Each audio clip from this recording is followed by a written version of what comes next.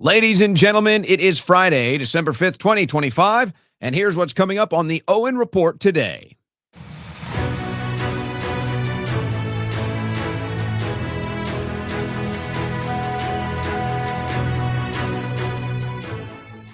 Well, it was a fun time at the FIFA World Cup drawing ceremony today from the Kennedy Center. President Trump in attendance, dancing, getting an inaugural award.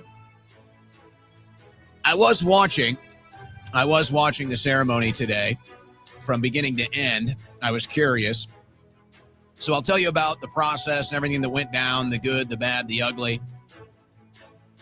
The World Cup will be here this summer. It actually opens in Mexico. That kind of stung a little bit. Now, the final is going to be in New York City, but opening in Mexico, we couldn't even get the opening game? As President Trump was sitting next to the president of Mexico, President Sheinbaum. By the way, we're 90%, and that's the low estimate. The high number estimate is 95%. But we'll go with the low number just to be conservative. President Trump sitting next to the president of Mexico, where 90% of the fentanyl in the United States is coming from. 90%. But he's friendly with her. But we got to go in to Venezuela and bomb boats and take out Maduro, who dances just like President Trump, by the way, in case you didn't know. In case you didn't know. So we got all of that today. We'll start with the light. And then we'll get into the heavy, the latest developments on the Venezuela strikes. We'll have some of the back and forth there. And it's all going to tie into this ongoing theme. And it really is unfortunate. And I'll make a analogy to all of this, but it's tying into this continued theme, which is if you still can think independently and critically and logically, you realize that a lot of things that this administration is doing is completely opposed to what MAGA was supposed to stand for, or just hypocritical on its face, just blatantly hypocritical. In fact, that's in the title of today's show. President Trump announces they just did another fatal boat strike, and then he goes and accepts a peace prize. Hey, we just killed the 86th person on a boat, and here's my peace prize. And he puts it on his neck. It's beautiful stuff. It's amazing, isn't it? Quite astounding. That's just part of the geopolitical stack that we have here. Some news out of Israel or Gaza or Lebanon or Syria or Jordan. It's all the same because they're all getting bombed by Israel. So, and Trump supports that because he's the peace prize winner, don't you see? It's all about peace. It's all about peace. I got a lot of odds and ends. I got a Barack and Michelle Obama odds and ends story today. I got one of those. And then we got some tech updates. Amazon makes a big announcement. Elon Musk, multiple big announcements from Elon Musk today. I could just cover Musk news today. And this continued trend, we seem to have a story every week where you have one of these teachers sleeping with a male student. We've got another one today. I'm trying to figure this out.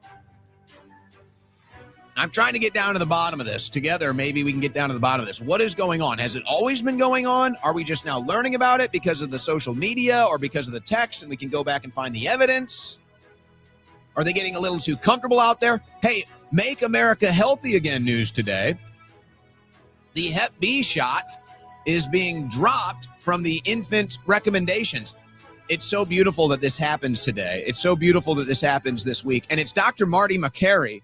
And I need to get more from him actually in my stack now that I'm mentioning it. I have a Dr. Marty Makary stack today in dealing with the Hep B news and then some other news that he broke earlier this week. But he also went on Fox News and said that the American people need to know that the COVID vaccine is killing people. Yes, and he's part of this administration, Dr. Marty Makary. More of him, please. I'd like to hear more from him. A little louder for the people in the back, doctor. So, we've got all of that and more coming up on today's Owen Report. This news update was brought to you by OwenSchroyer.store, the official site for Owen Report merchandise. All right, folks, I got a feeling you're going to be seeing this a lot in the news, and that's gold prices, silver prices, and here's what inevitably happens whenever you see this and the price goes up, and maybe you've been hearing about it, but you didn't do anything, and then what happens? It's the fear of missing out. It's the fear of missing out on a smart financial decision, or God forbid, maybe there's something else going on in a negative way. Maybe it's the market going down, the dollar going down, your assets going down. They just came out that more than half of American homes have decreased in value last year over year. So you're watching all of this happen and you're thinking, what smart financial decision can I make? Well, you can go to protectwithowen.com right now, and qualified investments can get $5,000 in free gold and silver. But let me tell you more about our friends at Allegiance Gold. They want you to know the cracks are already starting to show. The dollar buying less every month. Banks are showing stress. The market being propped up with printed money. It's not if it breaks, it's how prepared you'll be when it does. Here's what they don't want you to know. When the system starts cracking, the insiders quietly move first. That's why central banks, major institutions, and billionaires are piling into gold right now. And that's why I've partnered with Allegiance Gold. When paper markets burn or the market falls, gold and silver don't. They're yours, not the government's, not the banks, not Wall Street's, yours. Allegiance Gold has been around for nearly a decade and is trusted by over 7,000 clients nationwide. Relationship-driven, A+ with the Better Business Bureau, 4.9 stars from real clients, transparent, and they focus on educating you first. Right now, they're offering up to $5,000 in free gold and silver with qualified investments. Whether through your 401k, IRA, or savings, they make it simple to move into something real before the next reset, which we all kind of feel is right around the corner. So call 844-790-9191. That's 844-790-9191. Or go to protectwithowen.com. That's protectwithowen.com. Give them a call. Ask them some questions. See what they can say or even help you with. Protect your wealth and your freedom, because no one else will.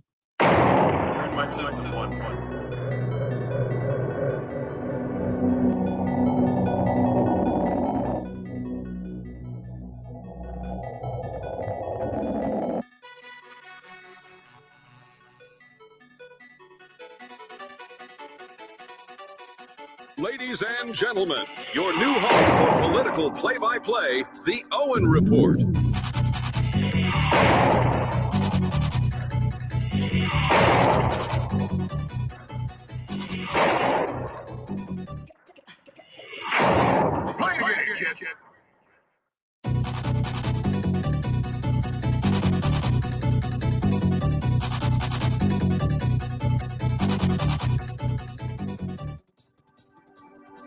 You know, there really was a lot of news today.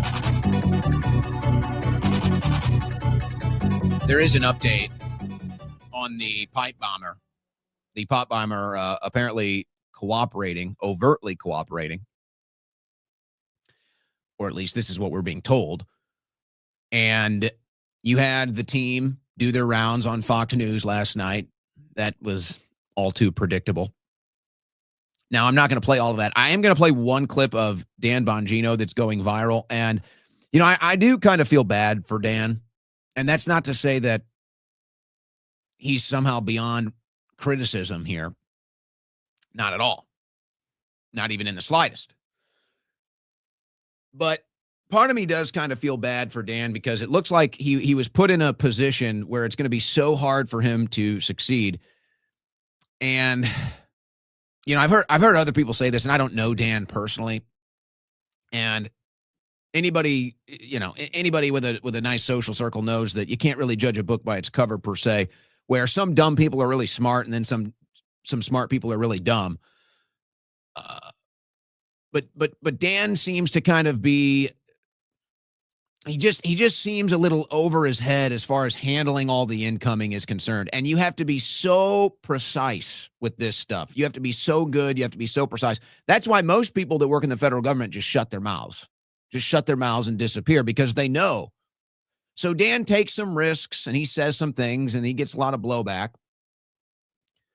But now I'm just like, was he put in a position where he can't even succeed? And so now it's like this January 6th pipe bomber is going to be their the big feather in their cap, which there's already doubts. And I had my doubts too, but whatever, let's see where the investigation goes. And it looks like they're hinting at something today. But he says something last night on Fox News. And it's like every time I say it, stop going on Fox News. How many times do we have people from this administration go on Fox News and then they have to put their foot in their mouth the next day? And you can say, well, we don't want to censor our speech for the left, or we don't want to. No. The state of this administration right now has to be so precise. It has to be so surgical.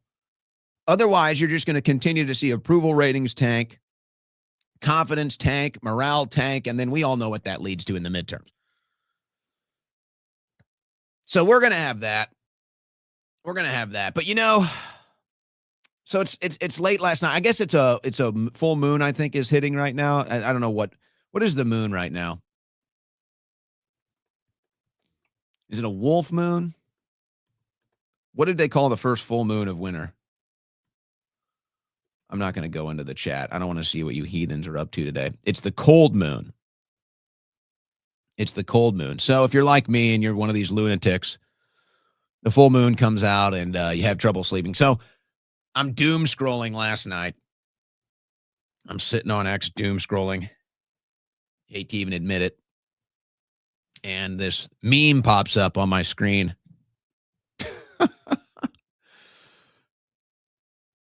And it's a comic strip. And I feel like it's me. I'm in the comic strip. I'm laying in bed, scrolling on my phone, doom scrolling. And my brain says, oh, are you having trouble sleeping? Say, yes, brain. So my brain says, oh, okay. Well, for your information, there have been more arrests for anti-Semitism than there have been arrests of Epstein clients. Oh. Thank you. Thank you for that. So that's good for another 5-10 minutes of doom scrolling. And I'm trying to figure out, what is it I'm looking for? Am I looking for the collapse? Am I looking for the revival? Am I just addicted to this thing?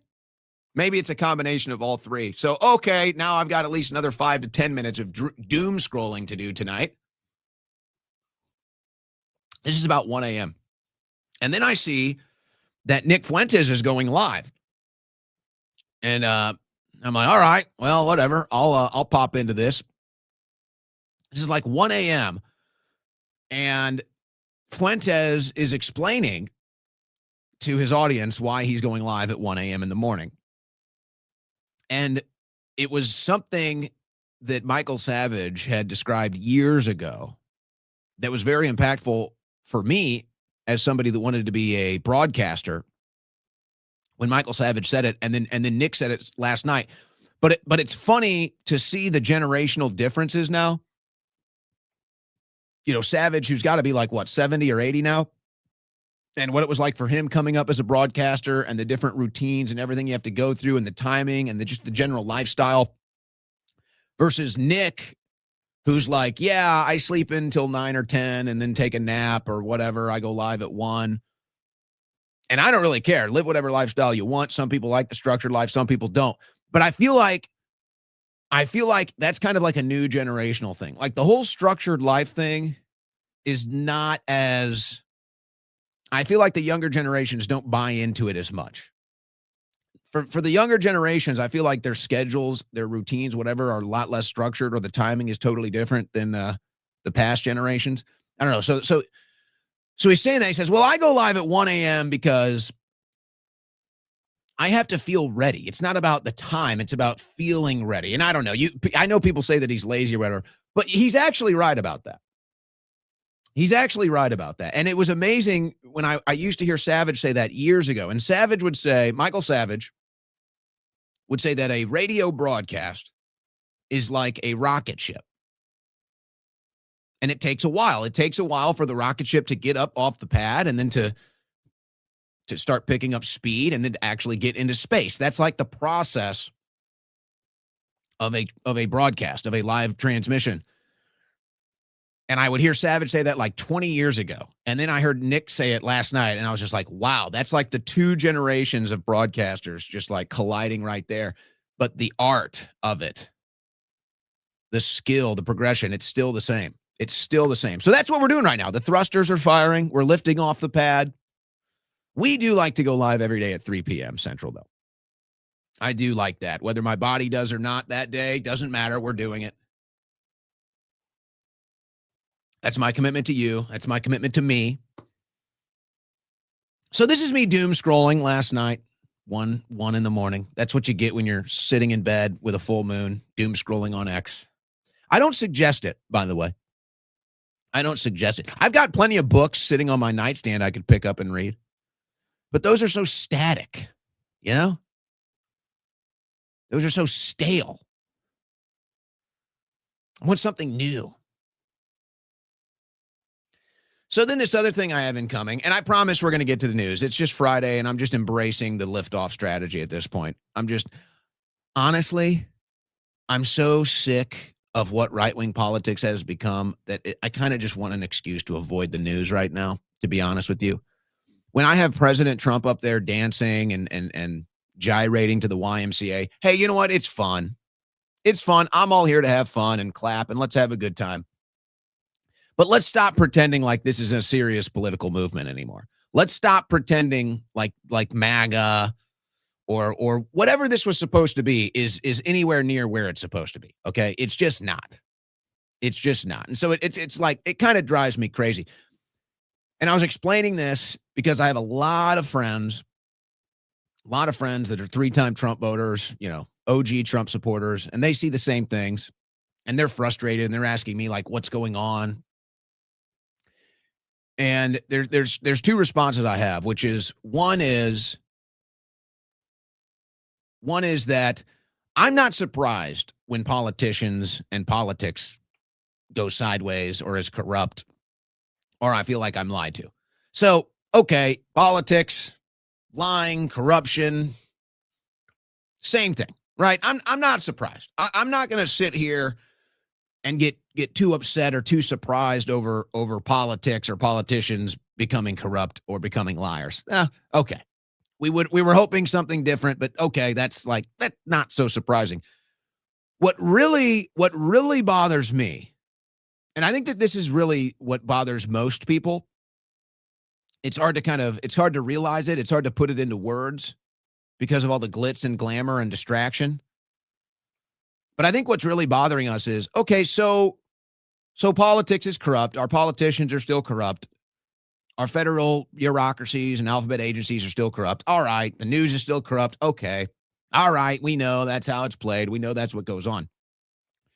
What's heartbreaking, what's gut-wrenching, what's so shocking is to watch MAGA become just as brainwashed as the left.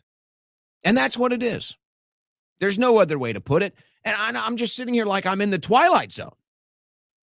It's like, okay, we expect our politicians to lie to us. We expect politics to be dirty and corrupt.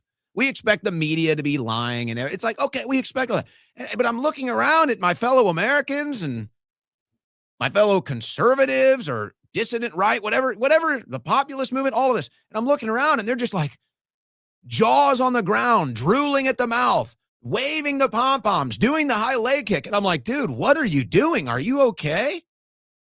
Are you seeing what I'm seeing here? What are you doing? This is great. This is what I voted for. MAGA. What? We got an AI takeover happening here. You're a panicking. We're starting new wars here. No, we're not. What? That's what's so tough about it. That's what's so hard to swallow about this whole thing. Politics, media, whatever, propaganda. Hey, we're used to that. We know that goes on. But to watch the people, we thought we were on the same team. We thought we were on the same page. We thought we were on the same frequency. We thought we were pushing the ball the same direction. And they're just zombified. They're zombies. And then they become cult-like as soon as you step outside of that bubble. They attack you. That's what's been so shocking. That's what's been so stunning. And I anticipate, because this is what I'm discussing with my other disenfranchised MAGA friends, I anticipate there's going to be a big separation over Christmas break. And there's going to be an osmosis, a cellular split, whatever. We're going to kind of re-enter 2026. It's going to be like the H-1B debate that happened last Christmas, but this now, since Trump is president, it's going to be a little heavier. And then the split is going to be like, this is a breakaway. I anticipate that over Christmas break. So I just say, yes, it sucks, not because the politics and the media are corrupt. We know that, but because all of the people now that we thought were going to help us push for true and permanent reform of our corrupt government, now they're totally in for the corruption. They're totally into the swamp. They like it. They take pictures in it. They love it. They want more of it. And so, okay, that's what sucks. And then the other thing is that it's a long season. And so people want the season to end now. They just want to get on to the next season. They're sick of this. They want to see what's next. Well, it's a long season. It's a 2-year, it's a 4-year process. So it's going to be a long season. It's like your favorite sports team, and you know they're not going to make the playoffs after the first couple of games. You know they're no good after the first week or two. You're like, yeah, well, this team sucks, but got a long season ahead of us. It's kind of like the Cowboys, the Dallas Cowboys. Everybody loves talking about them. The Dallas Cowboys are like the Jews of the NFL. That's a good one right there. The Dallas Cowboys are like the Jews of the NFL. Everybody wants to talk about them. Everybody thinks they're behind everything. I guess that was the Chiefs last year. But no, so the Cowboys season is over now. So if you're in Texas, it's all over the news. It's all over your news. It's all over your internet. It's all over your TVs. The Dallas Cowboys lose, season over. And I don't normally watch Thursday night football, but you know, it all penetrated into my consciousness. And so it's all about how there was this rigged game last night. Plenty of evidence that the game was rigged last night, which, you know, okay, NFL games are rigged. Tell me more. But it's a long season. It's a long season. And I guess now what we're wondering is the season over? The Cowboys right now, season is over. That's what they're saying. Season is over. It's over. It's done. We're giving up. We're hanging up our jerseys, our hats. It's over. It's over for the Cowboys. Is it over for MAGA? That's what we're trying to figure out. Is it over for MAGA? And then how do we know? It's not like we can sit here with a metric and say the Cowboys have 6 wins and so they're out from the playoffs, or they have 10 losses. They're eliminated from playoffs. It's like, okay, you know it's over. So I'm wondering, is there anything like that with MAGA that we can say, okay, it's over?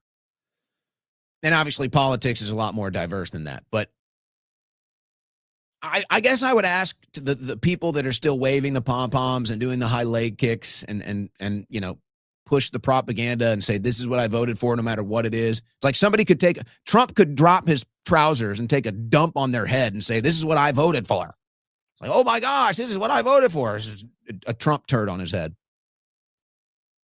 So I'm just curious for those, what are the metrics here? If there are 0 deep state arrests by when? If there are no deep state arrests by when? November 26? Does that mean anything to you? What if it's November 28 and there's no deep state arrest? I see everybody complaining about Barack Obama. Obama, part of this deal to merge Netflix and Warner Brothers, and it's Obama trying to get in there and control the media. It's Obama. And I'm like, well, why isn't Obama arrested for treason? The current president of the United States, Donald J. Trump, said that Obama committed treason. In fact, I think on 3 separate times, he insinuated that Obama committed treason. So if you're going to sit here and complain about Barack Obama continuing to engage in political obstruction and obfuscation and propaganda and corruption and everything else, well, why isn't Obama arrested? If you arrest Barack Obama, guess what? He's not controlling the media. And so see, it's always the same thing for me. I want to get to the root cause. If you're going to complain about Barack Obama, who's a free citizen, pretty rich, if you're going to complain about Barack Obama is doing, then ask yourself, well, why is he able to do it? Did Barack Obama commit treason?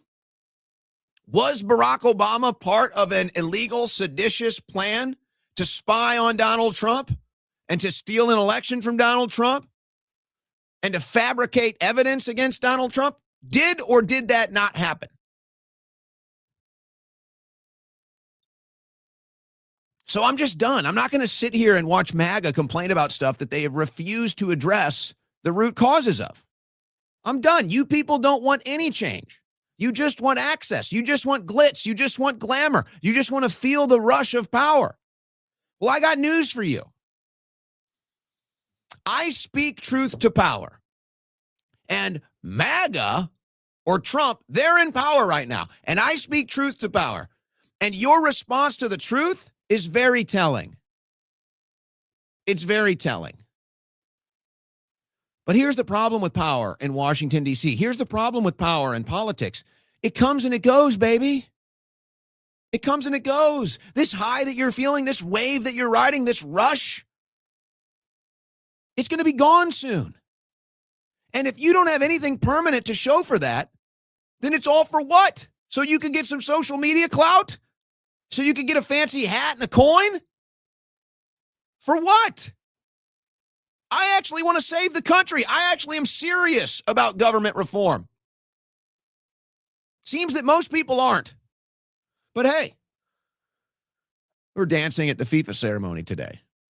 So why can I complain? We got the World Cup coming to America. I'm excited. I'll tell you, I'm excited. I hope to go to a game. Maybe multiple games. It's coming to Texas. I think it's awesome.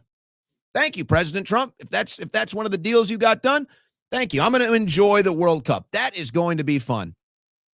But it's going to suck that my government is still entirely corrupted. It's going to suck. But I'm used to that. I'm used to that. I just didn't think the movement would become corrupted. That's what sucks, is that the movement and the people became corrupted. I knew politics was corrupted. But the people now, the people in MAGA are corrupt too. That's what sucks. That's what's so heartbreaking about it. I'll close with this and get into the news. I saw this movie recently because I like to go back and watch old movies.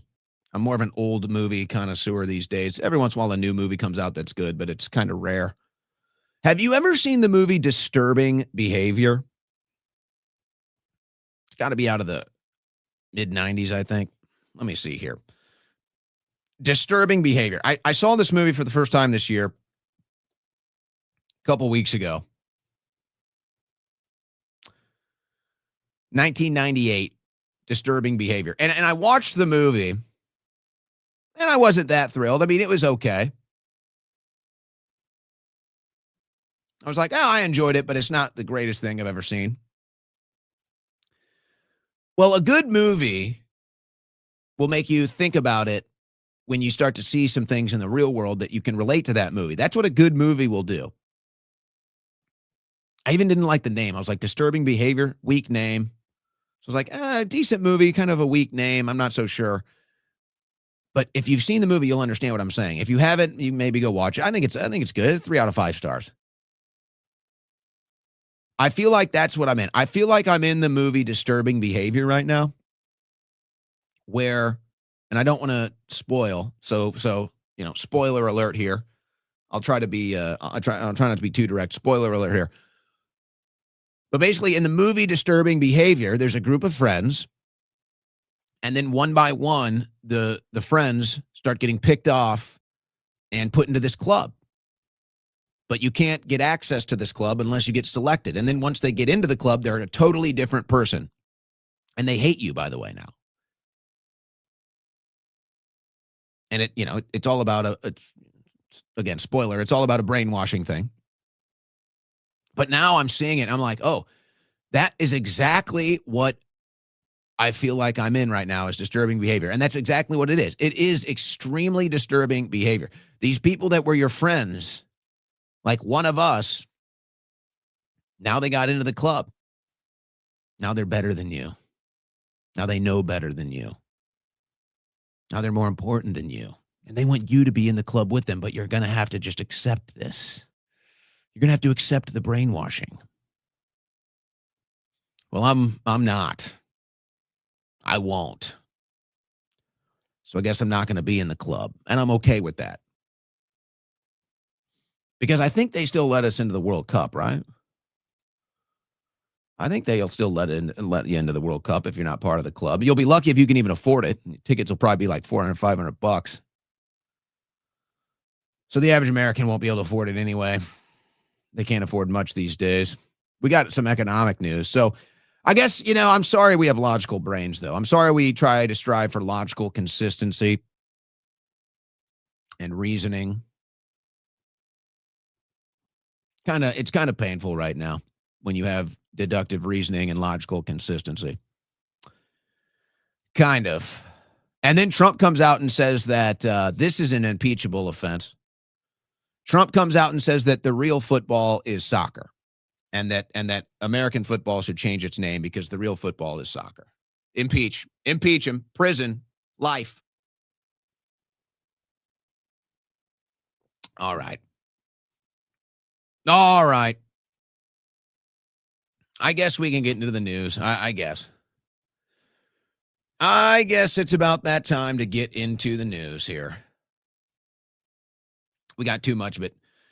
But first, ladies and gentlemen, I got to tell you about our friends at CHOQ.com. That's CHOQ.com. And you may not know this, but men, listen up. Men's testosterone levels decline 1% a year on average after the age of 30. What's worse is this is on top of the fact that the levels of average testosterone in men are already half of what they were 50 years ago. Testosterone, of course, is more than just your manhood. It's critical for mental clarity, mood, sleep, and overall vitality.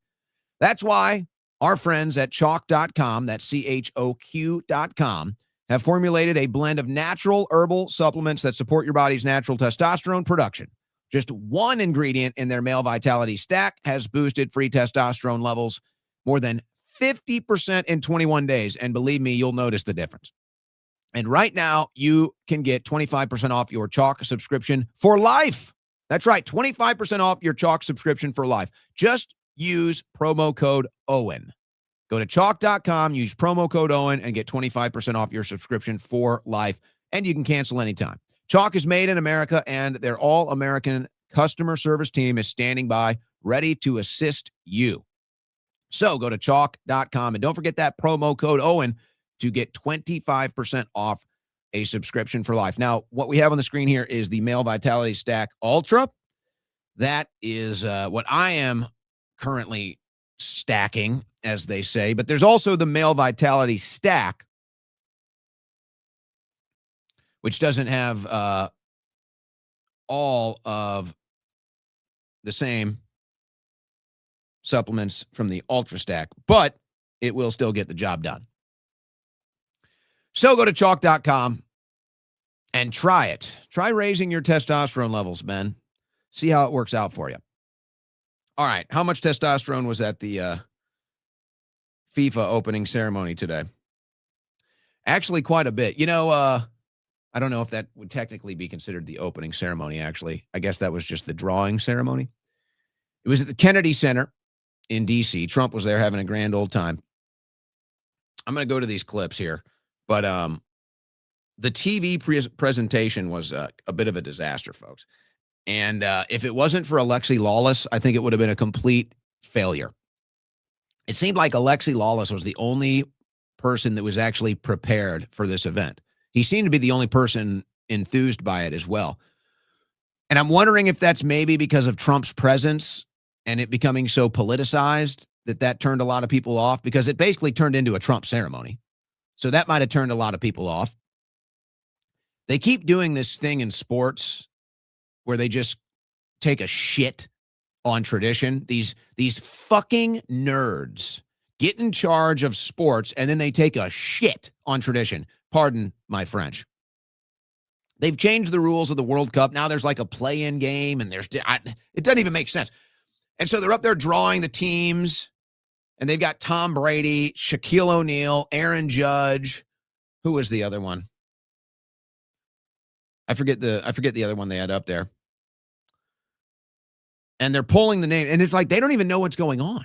There's like Heidi Klum or something, and they don't even seem to know what's going on. Nobody seems to know what's going on. Nobody knows the rules. They're looking around like, what is going on? The whole TV presentation was awkward. The whole thing was clunky. I think people were cringed out of their mind at the politicization of it. Then nobody even understood. Wait, you changed the rules now? What's going on? There's new rules? It's crazy. These nerds, these theater geeks, these executive types, they get in charge of these sports worlds and they just destroy tradition. And they don't care because it's all about money at the end of the day. Let's hope let's hope this World Cup isn't a failure. Let's hope this World Cup is not as much of a failure and a cringe fest as the drawing television production was, because that was just sad. So this is right after Trump announces, they just announced they've had their 86th fatality, I believe is the number. I think it's number 86. 86 kills on these boat strikes. By the way, this is, of course, with President Trump and his support of the war in Israel. Israel has bombed 7 different countries. They are in the process of bombing at least 3 right now as we speak, including Gaza. So Trump supports all of that, but he's the peace president, and he's going to get a peace prize from FIFA today. So they literally made this up, folks. They made this thing up for President Trump. So here it is, the first ever FIFA, the federal, what is it? The football, the Federal International Football Association. They're giving a peace prize. They literally made up a peace prize to give to Donald Trump. Here was the ceremony. Please welcome the very first winner of the FIFA Peace Prize, the 45th and 47th President of the United States of America, Mr. Donald J. Trump. Please.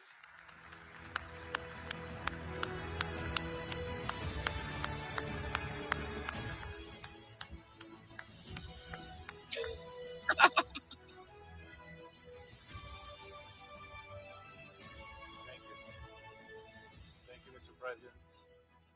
Mr. President, this is your prize. This is your Peace Prize. There is also a beautiful medal for you that you can wear everywhere you want to go. Right now. Okay, let me hold. Fantastic. Excellent. Is that his face on there? Whose face is that? Or is that the Please World Cup welcome trophy? the very first winner of the FIFA Peace Prize, the 45th and 47th President of the United States of America, Mr. Donald J. Trump. Please. Yeah, not so enthusiastic.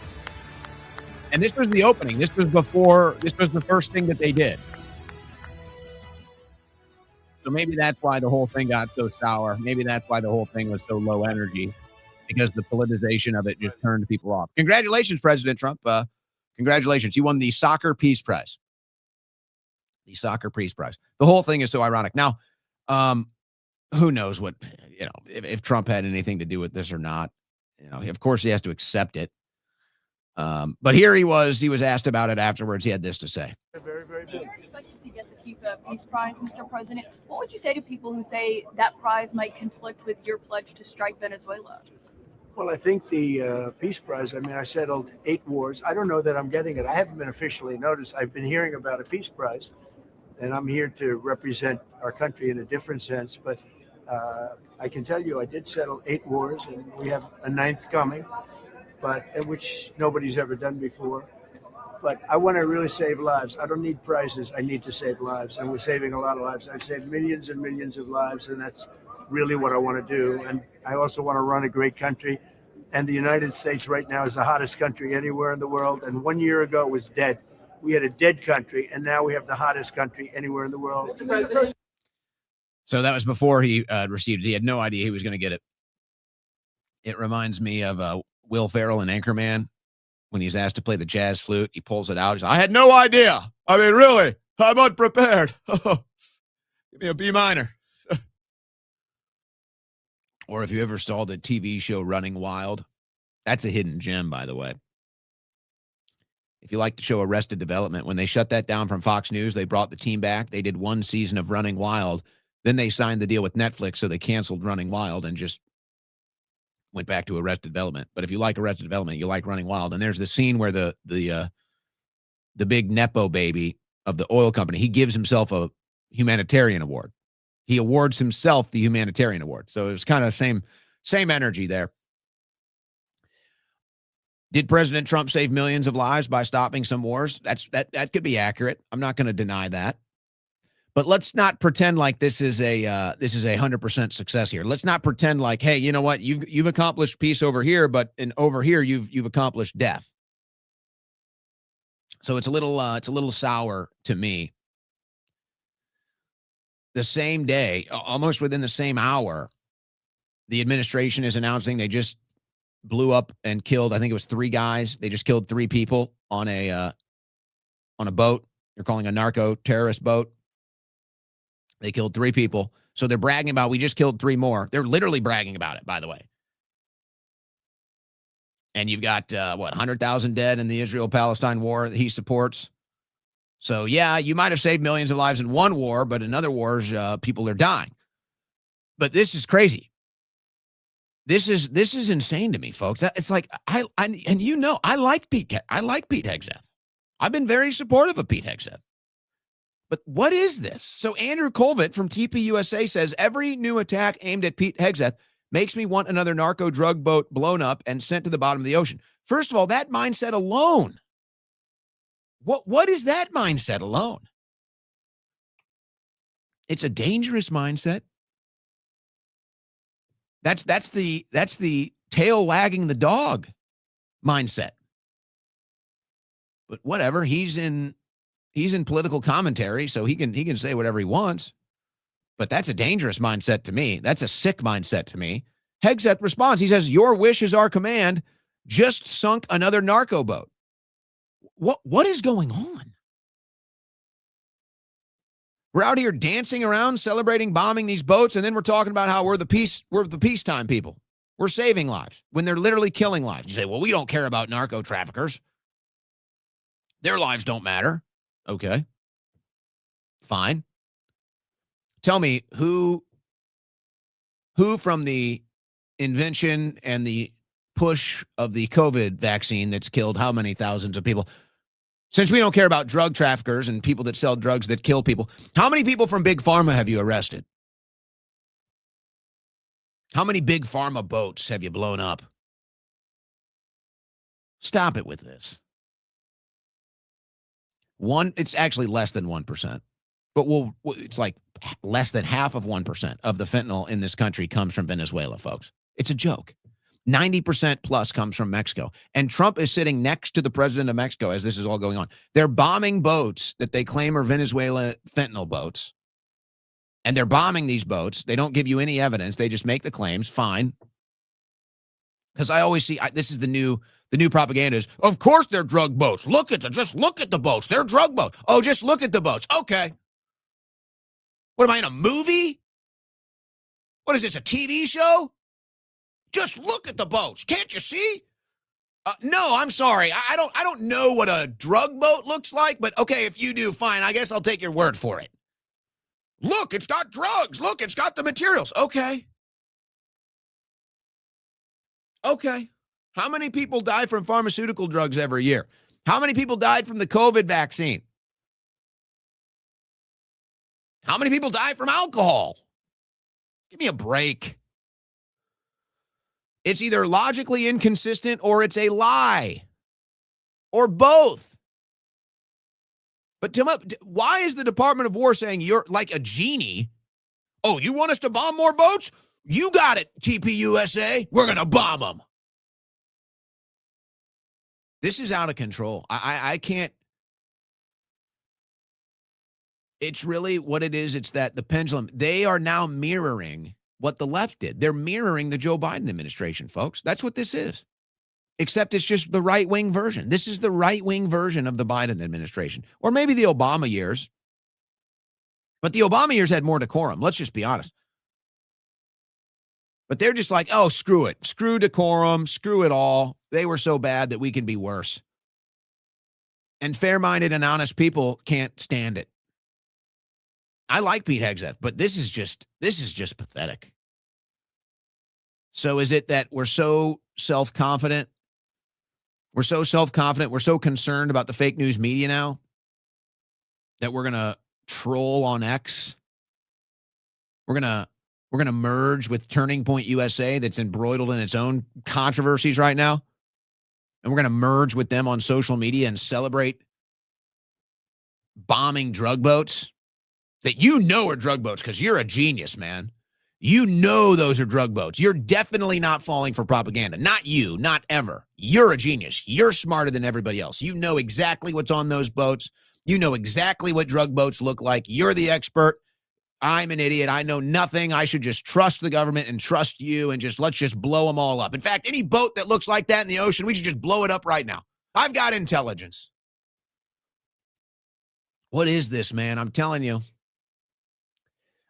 get ready this Christmas break. I think it's going to get nasty, folks. Because more and more people are just going to get sick of this. And then, again, the question is going to be, what's the threshold? When are you guys going to sit back and say, if there are no deep state arrests, what are we doing here? What are we doing here? Do you really want to do you really want to hand this abuse of power to the Democrats? You think what they did last time was bad? Imagine what they're going to do now as you guys are rubbing it in their face. You guys are rubbing it in their face. You're intentionally being as cringe as you possibly can. I believe that is with intent. What do you think the Democrats are going to do when they get into power now? It's going to be nasty. It's going to be even worse. But you guys don't care. You guys are high. You're flying high. You must have never read about Icarus. But you're flying high right now.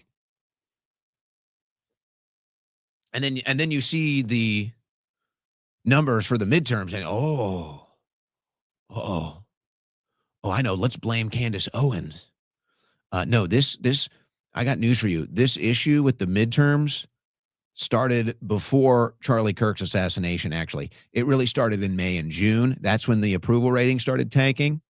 That's when the whole panicking thing dropped, when we said this is going to cost us the midterms, and they called us panicans. So it was way before you guys can try to blame Candace Owens all you want. This happened way before Candace Owens. But you guys are just in denial now. MAGA is now in total denial. Rand Paul, there are some people surrounding President Trump, like Marco Rubio, who are secretly pushing for regime change in Venezuela. Is it really that much of a secret?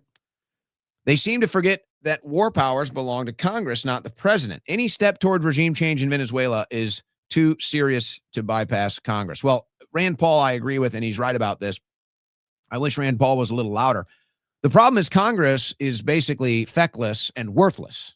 That's the problem. Congress has lost its teeth. It's lost its claws. It has ceremonious power, and that's about it. And the greatest example of this is when you have these corrupt federal officials, these corrupt alphabet agencies that testify to Congress. Congress is supposed to be their boss.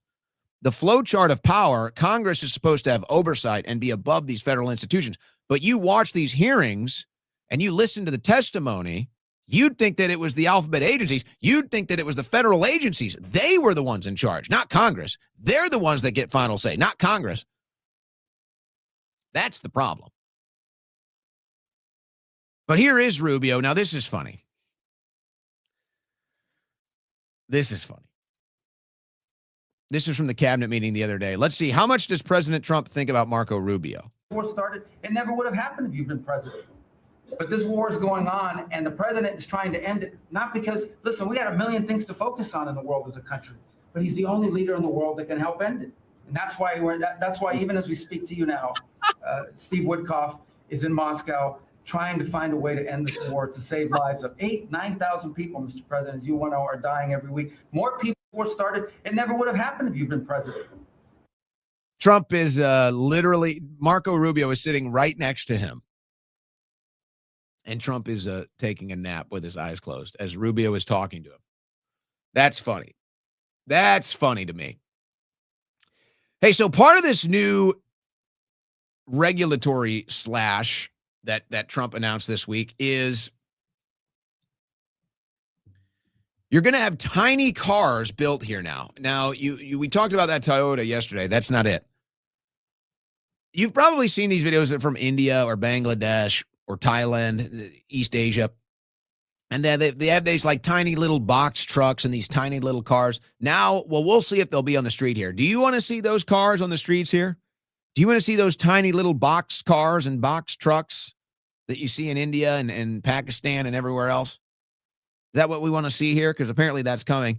This is peasants. We're becoming more and more peasanted by the day. Donald Trump announces this morning, I have just approved tiny cars to be built in America. Isn't this great? So now it's the tiny house trend. People can't afford a house.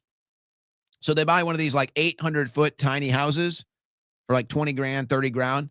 I mean, you know, all things considered, probably not a bad deal. You actually get to own it. If you have a piece of land, you can put it there. You actually get to own it. You won't be in debt. Do they have property taxes on those deals? So this is the new American lifestyle. Live in your 800-foot tiny house and then get your Bangladeshi tiny car and buzz around town.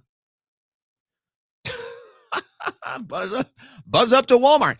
You know, honey, I'm going to Walmart. I'm literally right next to you. The house is 900 foot, sir. What are you doing? Honey, I'm taking the tiny truck to Walmart. I'm standing right next to you. We live in a tiny house. Why are you screaming? Oh, sorry. Forgot this is the new American lifestyle. I'm taking the tiny truck.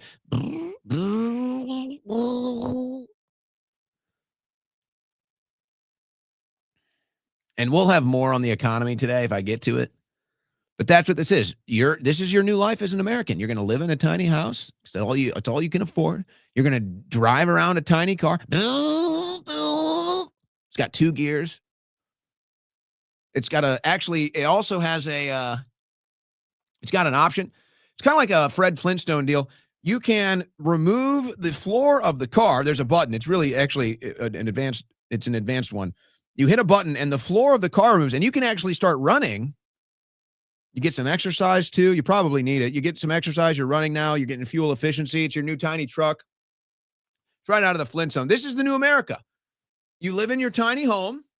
You got your tiny car. It's great. It's MAGA. It's golden age. What do you mean you want a pool in your backyard? You have a puddle. Stop complaining. What do you mean you want a pickup truck? You got your tiny truck right there. Come on now. It's golden age. The AI overlords are appreciative of your effort. Here we go. Start building them now. They're going to build them here too. We're literally becoming the third world. And and then Trump says, well, we can't become the third world. And then it's like everything we're doing is becoming the third world. And folks, I hate to tell you, the reason why, and you've probably heard this, the left can't meme, right? Well, the reason why the left couldn't meme, because for a long period of time there, within the Trump base, within the Trump movement, you know, we were logically consistent. The force behind the meme is irony. That is the main force behind any meme is irony. And so you need some hypocrisy for irony. That's like the force of the meme. Now, there's all kinds of different memes and trolls and stuff, but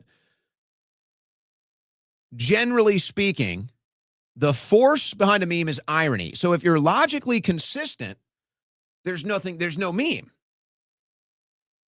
It's why it's so funny. And I wonder, I don't know, I don't think it'll ever happen to me, but I'm watching a bunch of people on the right and basically their resumes are getting pulled and things they've said in the past are getting pulled. And now they're looking at what they're saying now. And it's like, yeah, you were a totally different person years ago. What happened? Nobody's ever been able to do that with me. I don't think you ever will be able to because I'm a consistent person. But I'm looking forward to the day. You can call me out. So now the left can meme. Now the left can meme because of all the inconsistencies and because of all the hypocrisy and everything that's coming from the right now. So here's a perfect example. And I guess I should, I don't know, maybe the left listens to this show now. Because I'm the one that pointed out this irony and this hypocrisy first this week when Trump started talking about affordability being a Democrat hoax. He campaigned on affordability.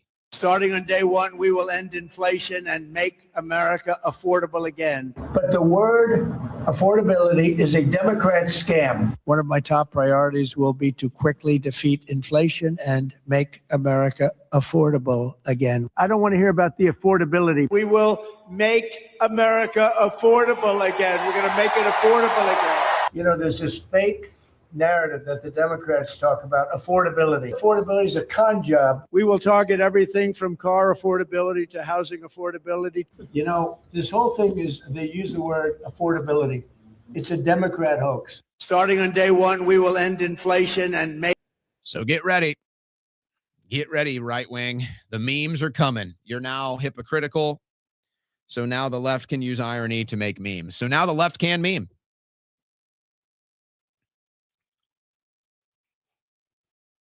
You have no one to blame but yourselves. Here's some good news. Finally, something good, guys. Finally, something we can all get behind. Ghislaine Maxwell will plea for prison release. New court filing says, beautiful. Maxwell plans to file a petition asking a judge to release her from prison. This is hilarious. You know, this will be a disaster if it happens. So you start to measure results, short-term results versus long-term results. And so that's why a lot of people consider themselves accelerationists. If Maxwell gets freed from prison, you know what a disaster this will be for the administration, obviously. So it's like they can't allow this to happen. And yet, if anyone is going to do it, you feel like it would be this administration. Don't you? And part of you just kind of wants to see it. And I admit it, that's dirty of me. That's dirty of me. That's lowbrow of me. It's not who I really am. Maxwell belongs in prison for life, and all the people she trafficked women to as well. But we're not getting that. And people still seem to think that we are. So it's like, you know, if Maxwell gets freed from prison, maybe all of these zombies on the right, that might snap them out of it. That might do it. So it's like, I don't want to see this trafficker get freed from prison. I don't want to see this monster get freed from prison. That's kind of a short-term thing. Long-term thing, if I'm trying to save my country, if I'm trying to awaken the American people and get us back on track here, open our minds again, get us thinking critically again, snap them out of this psychosis that they're in, Maxwell getting freed from prison, that might actually do it. But I don't know. I don't know. This new MAGA zombie cult, I don't know. I don't know if that would do it. I don't even think Maxwell getting freed from prison would do it. I don't think Maxwell could get freed from prison. She could thank Donald Trump. She could put on a MAGA hat. And I bet you most of these new MAGA cultists would celebrate it and say, look, she's one of us. You don't think so? So the pipe bomber is reportedly cooperating. Accused DC pipe bomber told the FBI he believed the 2020 election was stolen. He's also apparently admitted to doing this, and then they found more evidence at his home as well.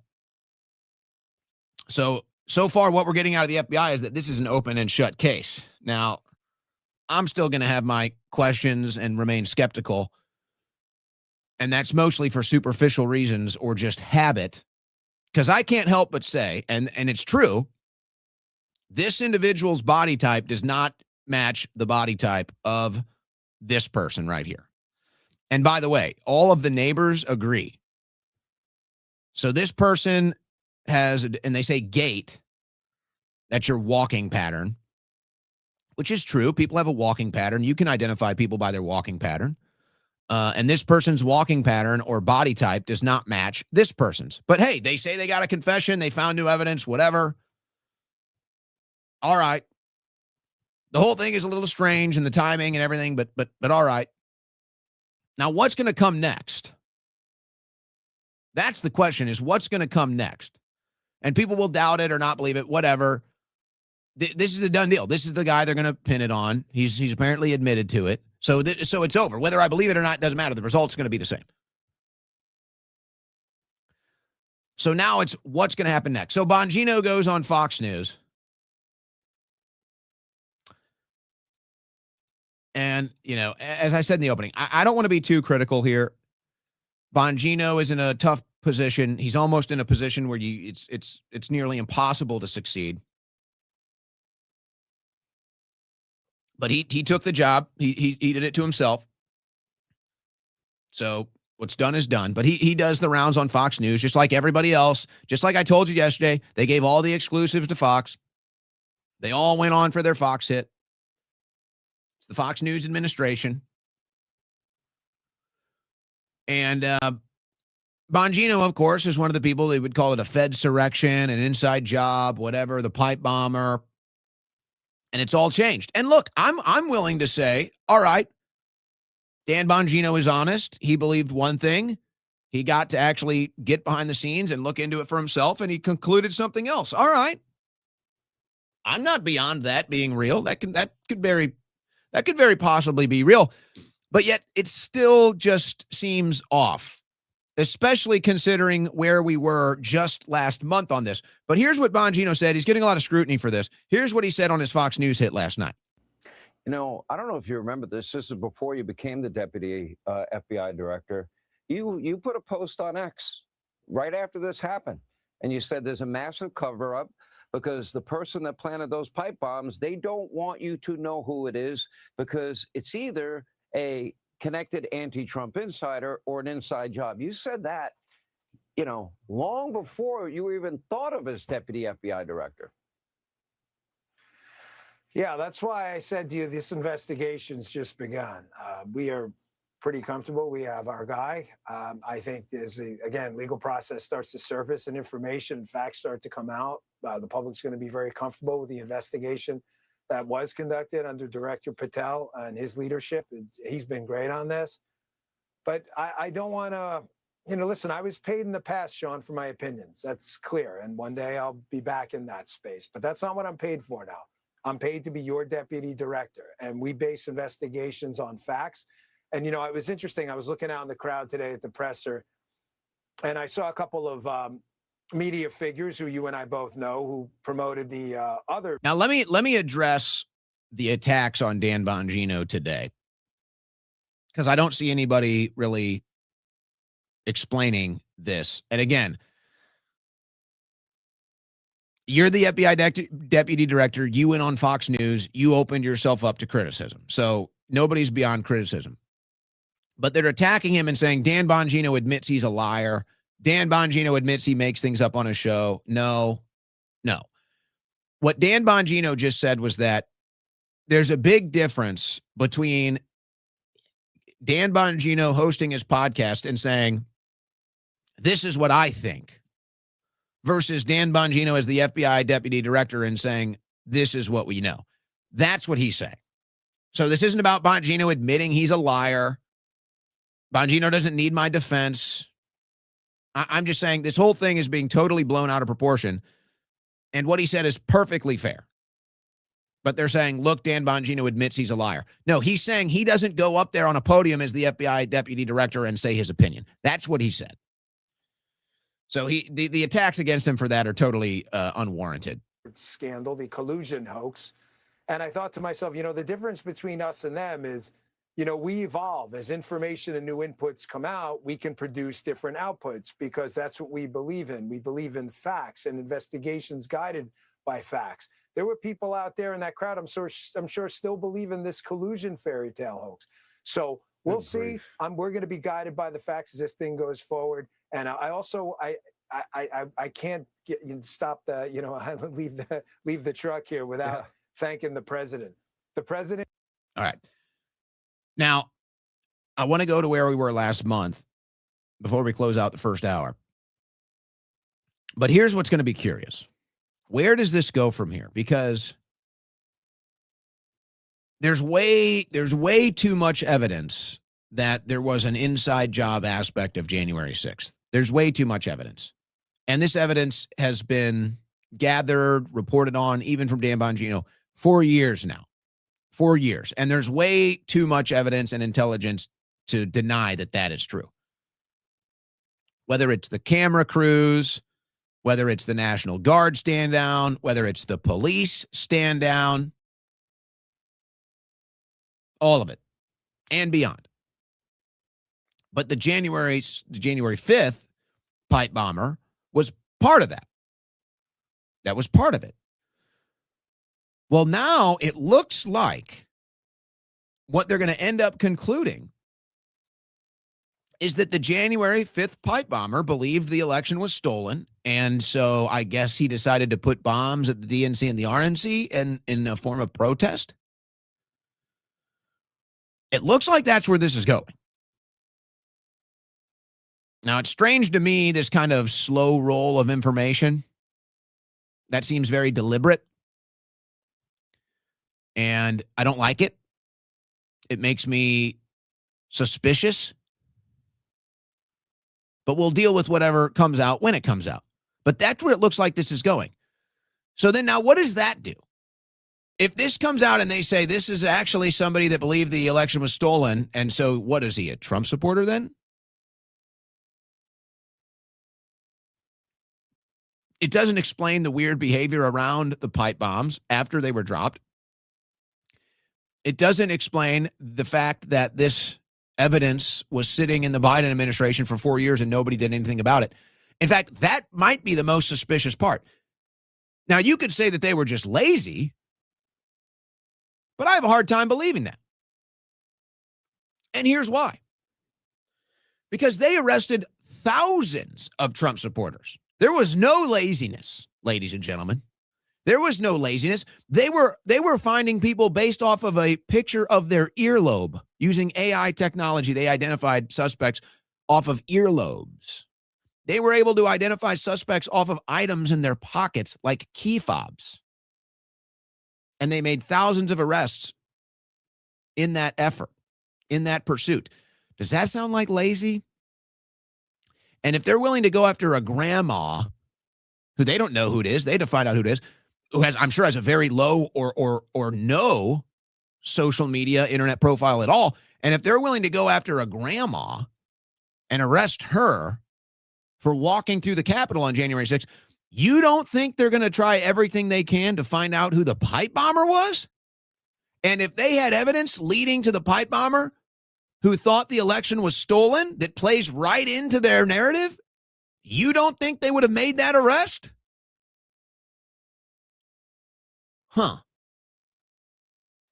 Don't pass the smell test, ladies and gentlemen. Doesn't pass my smell test.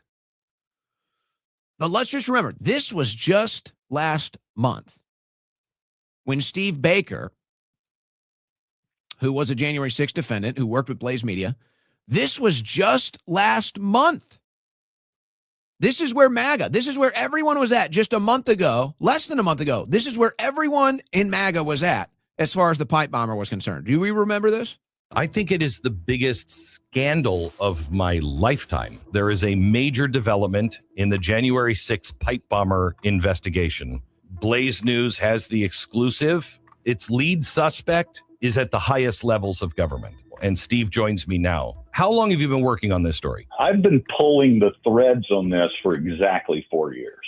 If anybody ever wondered why they made such a big deal out of arresting Steve, this is why. I was so shocked by what I saw, I immediately took it to a source in one of the most important, highest level investigative federal agencies in the country. And I said, you have to see this.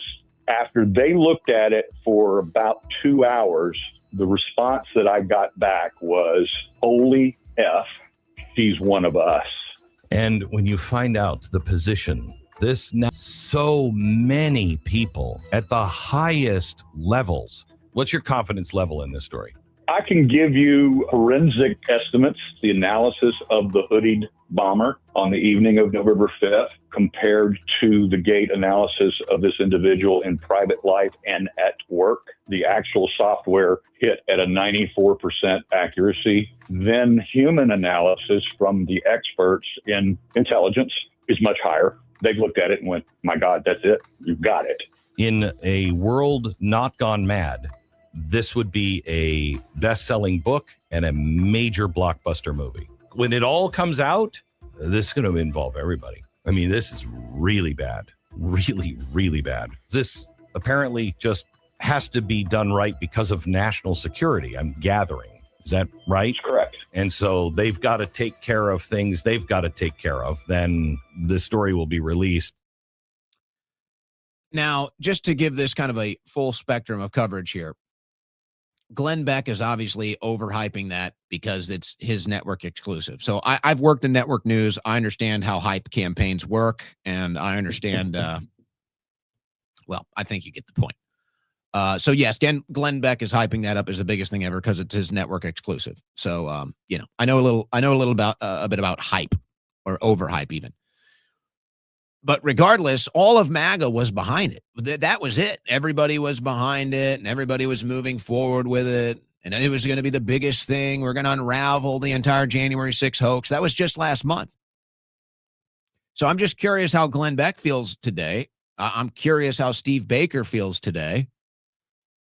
I guess MAGA is kind of, they don't know what to think. They're just going to accept it at face value. It seems to be the trend. Now, as far as the gate analysis, so the individual, Cole, by the way, there's another anomaly with that name, Cole, and somebody who actually purchased the same stuff and tried to make an IED and actually blew himself up, who was named Cole. I don't know if there's anything to that. It's weird.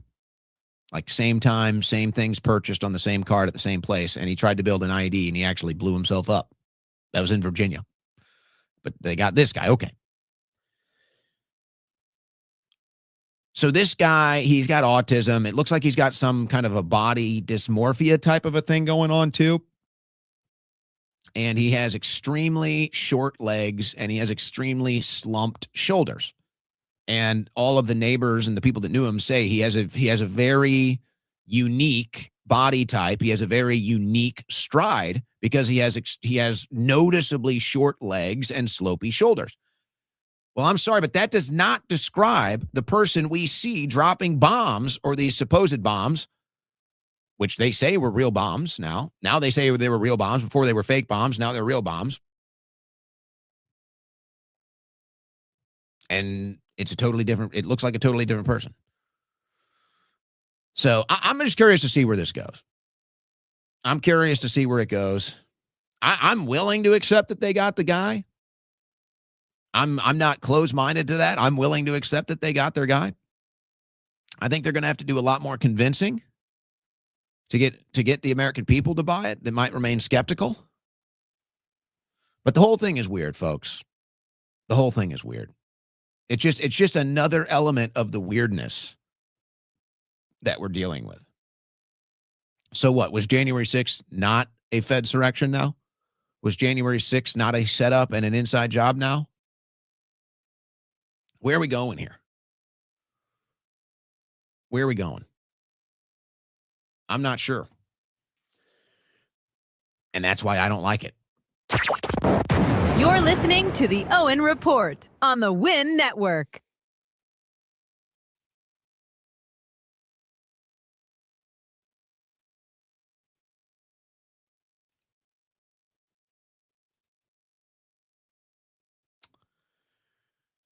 Oh, that's a misfire on the audio. Somebody asked me the other day, sorry, I'm supposed to be playing some bumper music right now. It just won't play. We had one of those updates, you go to bed, you wake up, your computer updates itself, and there's always something messed up with that. Here, let's see if it works now. Hey! All right. Extra dimensional and multi-universal. Here's your host, Owen Schroyer. Whatever, pile drive through the awkward bumper fail. Somebody asked me this. I want to explain it now. I like music being part of my thing, but I can't play music on the show, folks. I can't do it. Every time we've tried everything. Every time I play music, I get hit with a strike. Every single time. I don't know why. So I can't play music. I'm not allowed to. That's why I play these generic bumpers. Because whenever I play music now, I get hit with a strike and they threaten to take my channel down. So I can't play music. Now, I will tell you, I have thought about doing like maybe a monthly, you might say DJ set. But I have thought about just going on to Rumble every once in a while, just Rumble exclusively, and just doing like a music set. and playing music that you've never heard. But for the people that are asking me, hey, why do you play that? Why do you play those generic, like lo-fi 8-bit songs in and out of your segments? It's because if I play music, folks, I get hit with a strike. They threaten to take my channel. So I'm not doing it. That's all. So that's what's behind that. So there you go. Asked and answered. You ask, we answer. All right.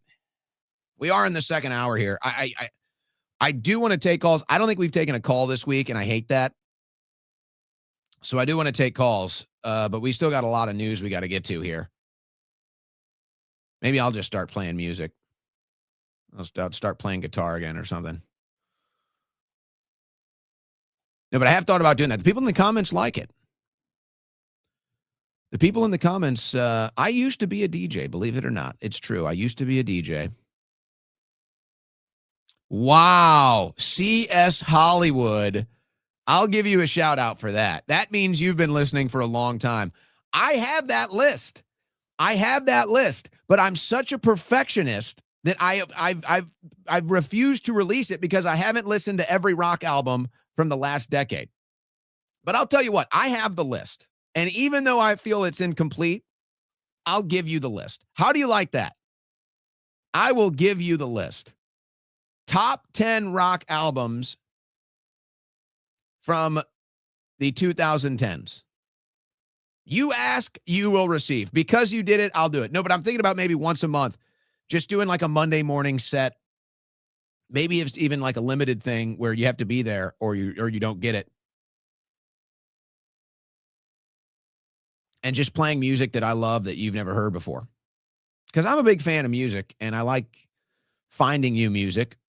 And if I can be that avenue for you, then good. Stop wasting time, Schroyer. You got a show to do. You got calls to take. You got news. I need some Blackout Coffee. I need some Blackout Coffee, folks. By the way, that's where my mug is from. Somebody asked where the mug is from. This is from blackoutcoffee.com/Owen. Are those madmen over there? Are they still? That wasn't a pun, by the way. I was not intending to make a pun there. The madmen at blackoutcoffee.com/Owen. Do those madmen? They're still got it live. They've got the timer on it now, folks, so you know it's about to expire. But it is still live. 6 hours and 42 minutes left of Cyber Week at blackoutcoffee.com/Owen. Folks, I'm obsessed with the premium coffee, I got to tell you. But I'll tell you what, Christmas is coming up.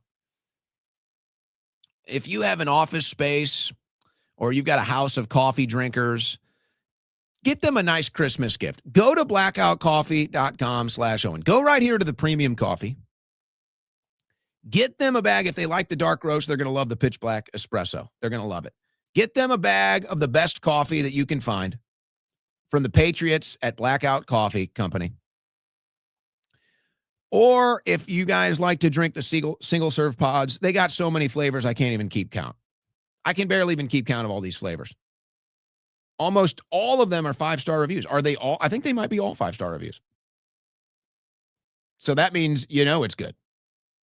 There's only the candy cane got 4 stars. The candy cane. The candy cane flavored coffee, I'm curious. It's that time of year. The peppermint mocha got 4.5. Everything else is 5. This is the newest one, the Strange Animal Brew. It doesn't have reviews yet. The apple cinnamon French toast, this sold out immediately. This was on and off the site. It felt like in hours that sold out. The Rift and Rain medium roast sold out. That was their other new one.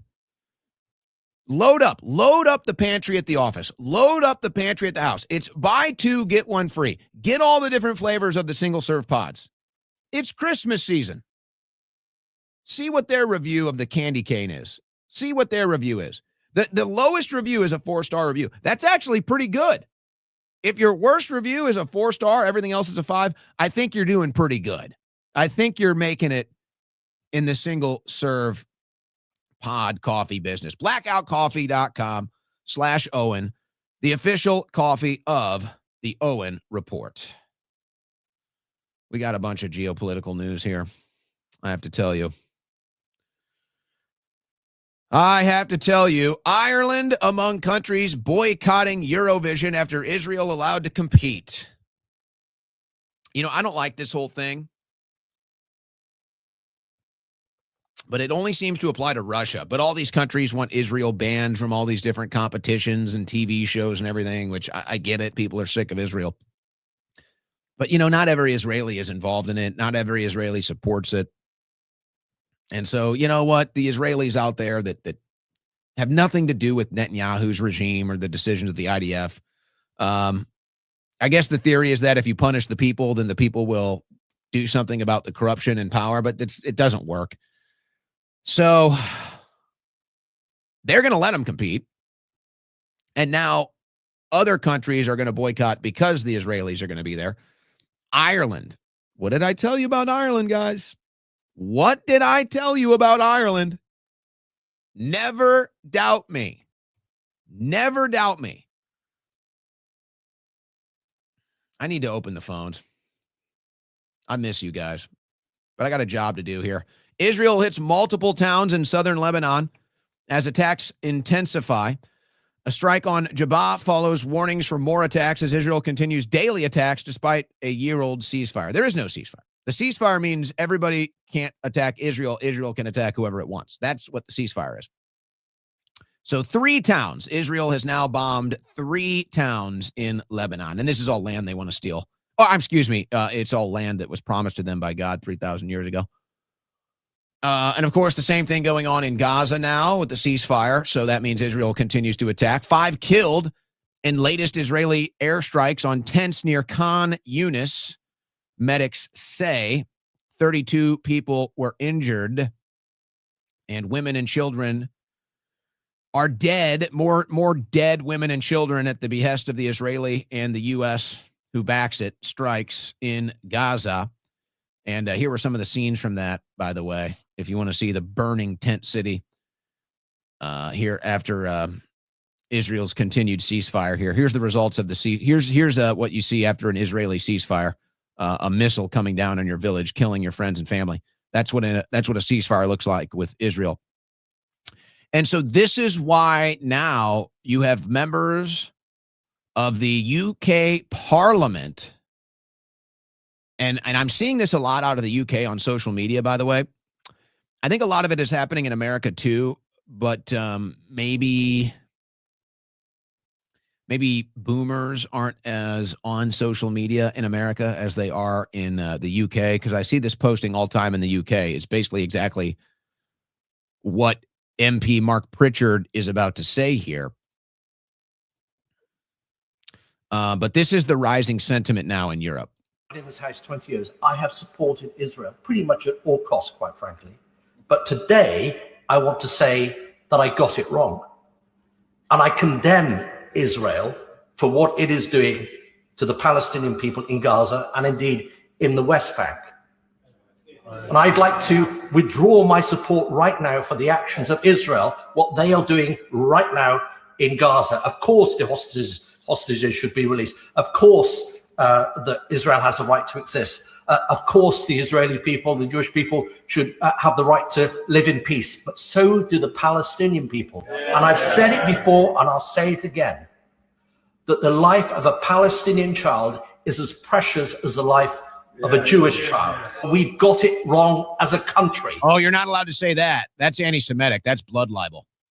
Can the minister stand up to our friends and allies in the United States and make a strong stand for humanity, for us being on the right side of history, for having the moral courage to lead, not just to follow the United States, and to make a difference? That's why we're all elected here. Let's stand up for life. Let's stand up for all children, not just Jewish children.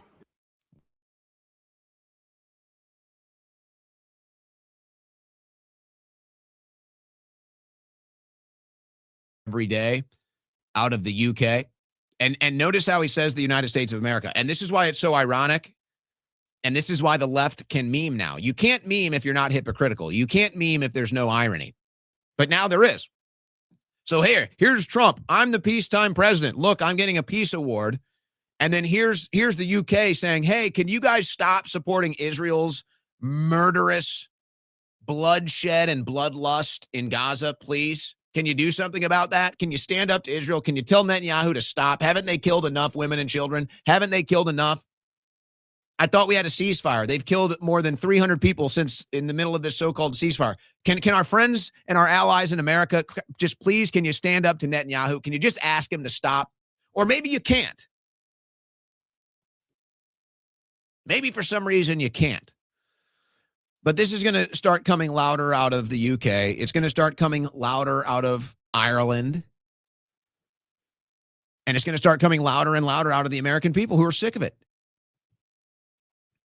And I continue to believe if we just pulled all support for Israel and we no longer supported them financially and we no longer supported them militarily and we told AIPAC to get lost and we told Netanyahu to stop coming here, then I don't think people would care. Now, that's not totally truthful. People will still care when innocent people are dying, and it'll still be a human interest story. But as far as it dominating the political news cycle, as far as it dominating the political conversation, it'll just disappear. We just don't want to support it. If Israel wants to continue to kill whoever it wants, and if the Netanyahu regime believes that anybody that's not an Israeli Jew is an animal, and therefore that they have the right to kill them, and that they're on their land promised to them by God, then you know what? Go ahead. Go ahead. Do that and tell the world what you think and let us all know. But you're not going to use our money. You're not going to use our military. We're not backing it. We're not supporting it. We are not going to support the dastardly deeds that you guys are doing. We're out. But you know, part of me thinks the reason why the Israeli lobby is so desperate right now is not just about the money, because we do follow the money and we know that they're up for another contract. They're looking for $20 or $40 billion coming up in 2028. So yes, I understand the financial decision to spend $1 billion on propaganda aimed at the United States of America out of Israel to continue the support. And whether that's through institutions and organizations or the media or Congress, we all know that that's what's going on. But another part of me thinks maybe the money is maybe just half of it. And they know, and this is where it's kind of heartbreaking. They know that if the United States stops supporting Israel, they know what happens then. And it's not good for Israel. And that basically leaves Israel in a position to either ramp up their bombing 100-fold and maybe start nuking people, or they're going to have all eyes on the Middle East staring them down, saying it's time to answer for what you've been doing. But if the U.S. continues to support them, then they kind of remain protected from that, don't they? So maybe it's more than just the money. So that's why Randy Fine, though, as Fine sees the mounting pressure in Europe against Israel, that's why Randy Fine is using his congressional time to attack and address Europe. This bill directs the State Department to address that growing threat of anti-Semitism, to make clear to our European allies that the conduct that they have allowed to take place within their countries is simply unacceptable. After this assessment, the Assistant Secretary for European and Eurasian Affairs will engage with those countries that are identified as countries of apparent concern and ask for their cooperation in countering this rising anti-Semitism. And it will require those individuals to provide a briefing to both our committee and our Senate counterpart to make sure we are up to date on what these European countries are doing. But make no mistake, and let me say this loudly and clearly, what these European countries have allowed to take place in their countries is unacceptable. And we should be warned that where anti-Semitism rears its ugly head, societal collapse soon comes thereafter. That's what we've seen in 3,000 years of anti-Semitism around the world. So I again want to thank the chairman for bringing this bill up, for making... Really? Is that what happened in Spain in the Golden Age? I'm just curious. Ooh. Ouch. Ouch. So here's Randy Fine, a U.S. congressman from Florida, wanting to address Europe and remains steadfast with his case that anti-Semitism is the greatest threat to your country, the United States of America. And we need to have bills and policy in Congress that address what's going on in the UK about anti-Semitism too. Thank you, Randy Fine. It's nice to know where your loyalties lie. Here was an interesting comment. This was from the Israel Hayor or Hayan conference. Israel Hayam, I think is how it's said. An interesting admission here, what the Israeli lobby thinks about the United States of America. An interesting admission right here. More regional integration with the 70 million people of Iran and all the other Gulf nations. And as IMEC runs through Israel, the opportunities are literally going to be limitless.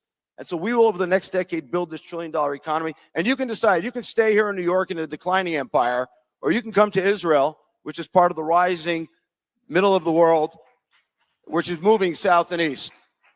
That's what I encourage you to do. So the United States is declining, and so therefore you need to get out of the United States if you're Jewish? Sounds like what he says. It sounds like the U.S. is declining. It's a declining nation state. Gee, I wonder who could have gutted the United States with foreign policy and foreign aid. I wonder who that could be. Well, they gutted it. They hollowed it out. Whoever it is, whoever it might be, they've turned the United States into a shell of what it was. So now they're ready to tell you, hey, this empire's done. There's no blood left here for us to suck. So come back to Israel. And by the way, we're going to move north. We're going to move south. We're going to expand. We're going to become the center of enterprise. We've got all the blood we need to do so. So come on back. It's funny. I wonder how President Trump would feel about that. He says we're in the golden age. He says it's the best time ever in the United States of America, but the Israeli lobby seems to disagree. They're ready to move on. They've taken everything they need from the United States, so they're ready to move on. That's nice. That's nice messaging, isn't it? Really good stuff. Really good. Do we have anything else on that? Let me see if we got anything else. Oh, I don't know if I want to do the turning point stuff right now. I do want to see if we have any other foreign policy stuff, though. Let me go through the stack. Looks like we may have exhausted all the foreign policy stuff. So I'll do this then. We'll go to Steven Seagal, who is now officially a Russian citizen. And he addressed a conference of Russians here, and this is what Steven Seagal had to say in Russia after becoming a citizen. Спасибо. I'm proud to be Russian, proud to be here today. Я горжусь быть русским. Я горжусь то, что я здесь сегодня с вами. Я горжусь русский. And if God gives me the opportunity to be here longer and longer, I will be very, very grateful to serve God and my country and all of you people and my people together in this theme of oneness. Thank you. Господь даст мне, если Господь даст мне тот дар, то, что я останусь в России, то, что я буду продолжать здесь работать, делать свое дело, я буду также благодарен. Спасибо вам всем большое, спасибо Богу, спасибо России. Спасибо. It's an interesting thing. Now, Steven Seagal, obviously an interesting character, aside from just the, the Hollywood appeal or whatever. He's an interesting character. He's an interesting fella. And I think he chooses his words and actions pretty wise. He's kind of known for that. He likes to fancy himself an intellectual, a philosophical now in his later years. But he talks about serving his country, and he talks about, sounds like a mission he almost feels like from God, serving his country over there in Russia. Now, my interpretation of it is he's reached the same conclusion that I have reached, and maybe many others have reached, which, of course, goes against all the geopolitical propaganda that you're told about Putin and about Russia. And this isn't even about Putin per se, but we are lied to about Putin. The natural ally of the United States of America is Russia. Now you could say that really the natural ally is Europe and the Europeans, which might be strategic, but they've gone a different direction, and they've decided to try to strategically position themselves to do harm to the United States of America.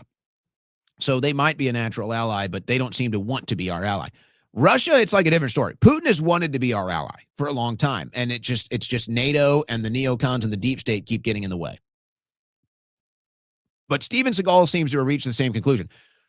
The most powerful ally in the world for the United States would be Russia. We would be in almost every time zone. We would have, like, between the United States and Russia, what would that make up? Like 10%, maybe more of the Earth's landmass? We're actually very culturally similar now. It would be much more beneficial. Israel is such a great ally. It's so beneficial. Give me a break. We don't get anything from Israel. All they do is steal our technology and our money and then say, without us, you wouldn't have any intelligence. Without us, you wouldn't have any technology. Without us, you wouldn't even have a country. You know what? I'm insulted by those three things. So get bent. Where's that rebel spirit? Where's that rebel soul that the United States of America used to have? Where's that disdain and that distaste and that the distrust for government and for power that Americans used to have? That's an American. Where are all the Americans? Where have all the Americans gone? We should be outraged at how corrupt our government is. We should be outraged that we're forced to fund foreign wars and foreign aid and foreigners. We should be outraged at how our country is being gutted and sold out to the highest bidder. We should be outraged as Americans. But where are all the Americans? Where are they? I guess they got their faces painted for the football game. Well, that's fun. Well, that's fun. And you know what? I saw this on Tim Pool, and I know I've had friends that have been looking for this clip. I was able to find it. I'm not going to play it today for the sake of time, but I'll show you it. And I want to do the economic news and then maybe open up calls. So Tim Pool is talking about how people on the right's views on social media are down dramatically. And I would say this is a two-part phenomenon. Now, Tim is blaming everything on Candace Owens. Tim is saying that we're going to lose the midterms because of Candace Owens. So I don't know what that's all about, but okay. So this is him blaming Candace Owens. I'm not going to play the clip, but he says, oh, look, I'm looking at the numbers. Right-wing viewership is down, except Candace Owens, Nick Fuentes, and Tucker Carlson. And, me too, but I guess I don't really fit into there. Here's what I see happening. And this is the commentary that I get when I see people in public too. The reason why right-wing news or viewership is down is because it sucks. You see, the right-wing culture has changed. Neoconservatism is dead. Warmongering is dead. Supporting the deep state, the government, the alphabet bureaucracies, it's all dead. Nobody wants that slop anymore. And nobody wants this watered down 2025 MAGA news coverage, which is just ass kissing and boot licking. Nobody wants it. And so you may agree or disagree with what Candace is up to right now, but she doesn't do that. And that's why she gets views. You may agree or disagree with what Tucker Carlson says or does, but he doesn't do that. And so he gets views. You may disagree with what Nick Fuentes says or does, but he doesn't do that. So he gets views. And notice how there's all the infighting amongst all three of them anyway. The whole thing is so toxic, folks. I'm like, part of me is like, I just don't want anything to do with anybody anymore. Like, if I can just do my own thing here, eventually everyone's going to see it my way. It's like, I don't want to, it's like, I don't even want to be connected to any of it anymore. It's all so toxic. It's all like a vortex. It's all like a black hole. And I get along with mostly everybody very well. I like mostly everybody, even through differences. But no, the reason why everybody on the right is losing viewers is because their commentary and their coverage sucks. And just like I predicted that Fox News is going to take their first ratings hit in a long time, and they're going to start losing viewers to CNN and MSNBC, now MS Now, it's because right-wing content is watered down, MAGA, ass-kissing, and bootlicking. And nobody wants that crap. We're not into that crap anymore. We're here to save the damn country. We believe our country is in an existential crisis, and anybody who is not acting accordingly sucks, and they're not worth listening to. That's what it is. Make no mistake about it. That's what it is. So, respond accordingly. Now, here's the economic news. It's like anybody who's going to tell you, the economy's doing great. Well, I'm not listening to you. You're lying. Let's get into some of these numbers here. I've been saying this for a long time. 100K is officially lower middle class. Here's how much it costs to live comfortably in every state. Now, I got a lot of heat for this. But I've been saying this for, how long have I been saying this to people that have been listening to me for a long time? I've been saying this for more than a year, that what used to be 50K to kind of say, okay, if you make 50K or more, then you're living comfortably. Yeah, now it's 100K. Now you have to make 100K or more. But even 100K, you're living paycheck to paycheck. And I was getting a hard time, and I don't even like to talk about this, honestly. I'm sick of talking about it. I don't want to talk about it, but okay, use your own story as an example here because other people can relate. I was getting a hard time, and people said, oh my gosh, you're greedy. When I said I was making $100,000 at InfoWars and I was living paycheck to paycheck. And they were like, yeah, right, that's impossible. You're greedy, you're this, you're that. And I said, I'm not complaining. This is not complaining. I'm just telling you, Austin, Texas is really, really expensive to live in. I'm not a rich person. I don't have a bunch of cash. I make enough money to live comfortably, and that's fine. I'm not complaining. But I said that during all the drama, all the drama. And I was like, yeah, at the end of the day, after taxes, I make just about $100,000 a year. And I was like, yeah, I'm basically living paycheck to paycheck down here. I'm not complaining, but that's just the truth. And so now the numbers are coming out. And I'm not alone. Folks, I'm telling you, $100,000 is now $50,000. You got to make 6 figures a year to live comfortably now. And anything less than that, you're probably making sacrifices. You're probably on a pretty strict budget. 100K is the new 50K. And now we've got the inflation numbers to prove it. From Andrew Lokanoth, the Finance Newsletter. In 1990, a $100,000 salary would be worth more than $250,000 in today's dollars. Today, a $100,000 salary would be less than $40,000 in 1990. So he says $100,000 is the new $40,000. But since I was born in 1989, for me, that 2000 would be when I would really maybe start to comprehend any of this. And maybe that's speaking a little too highly of myself as a 10-year-old. But let's all pretend like I was that smart at 10. $100,000 is the new $50,000. This is what inflation has done. This is what the printing of money has done. This is what all the foreign aid has done.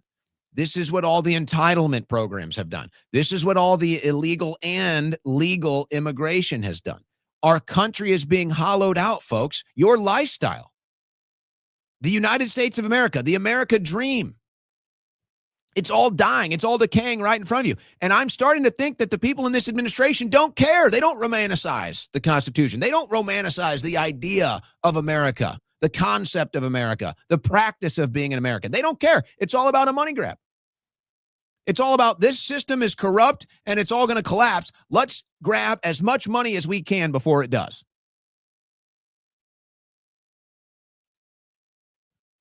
And it continues to become the economy of the haves and the have-nots. A tale of two economies. The top 1% The top 1% of the United States of America now has a record $52 trillion. The top 1% of Americans saw their network grow by more than $4 trillion in the second quarter of 2025 compared with a year ago. Folks, it's bad. I'm telling you, the haves and the have-nots of this economy are bad. And it seems like Trump only is around the haves. And so he only hears from the haves about how great he's doing. Yeah, the rich are richer than they've ever been, and they're exponentially increasing their share of the pie. So they're all telling Trump how great it is. Meanwhile, the middle class is disappearing, and it's just becoming the haves and have-nots. So it's like it's like at this rate in 5 years, you're either living paycheck to paycheck or you own the entire block. It's not good. And you're giving Democrats an opportunity to own this, folks, and that's the problem. You're giving Democrats a chance to own this. Jasmine Crockett, one of the worst. She's one of the worst. And you know, she might have a problem now. It looks like they're going to be able to redistrict Texas after the latest legal developments there. So it looks like they're going to be able to redistrict Texas. So that could hurt Jasmine Crockett's chances of reelection. We're pulling for Sheldon Daniels here. But you're giving the Democrats an opportunity. You're giving Jasmine Crockett the opportunity to talk about the economy and relate to the American people that can less and less relate to Republicans who keep telling you the economy is great. Listen to what she says here. We don't get enough money. I mean, I'm being honest. And I know that some people may take issue with that because they talk about how much money we make. And I get it. It's not that we're obviously getting minimum wage. Jasmine Crockett makes $176,000 a year in Congress. Those are the numbers I saw. She makes $176,000 a year in Congress. She says she's not making enough money. Now, that sounds crazy. But folks, I'm telling you, after all the taxes, and I don't know what the situation is when you're working in Congress, if you have to have a place in D.C., some people share a place, rent a place. I'm sure that's a nightmare. So Jasmine's getting attacked. Of course, she's getting attacked by the right. They're saying, oh, you make $176,000 a year. You're rich. Stop complaining. The economy's great. Folks, you're missing the point. You're missing the point. It's not about Jasmine Crockett. And I guarantee you, there are plenty of people in Texas that have a salary of over $100,000 a year that are also living paycheck to paycheck. This is relatable to the average American today. It's like, it doesn't even matter. The Republicans don't want to listen. The MAGA cult doesn't want to listen. The right-wing zombies don't want to listen. The Democrats are going to win on this issue. You guys are so removed from the reality of the average American's experience that you're giving Jasmine Crockett the winning message on the economy right now. That's how far off you guys are. But by the time you talk about having I have a mortgage and I have an interest rate that is like 3%. Which is tiny. If you have an interest rate in the 3s right now, you feel like a genius. If you got an interest rate in the 3s right now, you're walking around with your chest out and your chin held high and you're, yeah, I got 3%, baby. Oh, yeah. Interest rates are not that low anymore, right? That's number one. Number two, so it's a matter of, oh, do you sell your home, then go somewhere else and get a higher interest rate? Like there's all these variables. And as a single woman who has one income, who's not allowed to make outside income, there's a lot of we don't get enough money. So she's going to get attacked for that on the right. And Jasmine Crockett is no good. Let's be perfectly clear. She's awful. She's part of the problem. But the right wing is so off and so swinging and missing right now as far as the economy is concerned that you're giving Jasmine Crockett a winning message. You're giving Jasmine Crockett and the Democrats a winning message on the economy. And then when you attack her for saying that, it's even worse. It's even worse. So let's go. Let's go to some of these Americans. Let's hear from them. These are real Americans, real stories, what they're dealing with in the economy. And I think most people can relate or have experienced something very similar. Okay, so how is everyone buying a house right now? Because I just got off maybe one of the most humbling phone calls of my life. And I got quoted a 6.5% mortgage rate. Mind you, I do have an 808 credit score. I have zero debt. I'm also a registered nurse. So, I mean, in the state of Florida, which I work in, it's not great income. Let's be real. But yeah, I'm also single. So one income. How am I supposed to buy a house with a mortgage rate that high? One mortgage payment would be more than one of my paychecks. So yeah, that's very depressing. What is everyone doing? She's a registered nurse making 6 figures a year.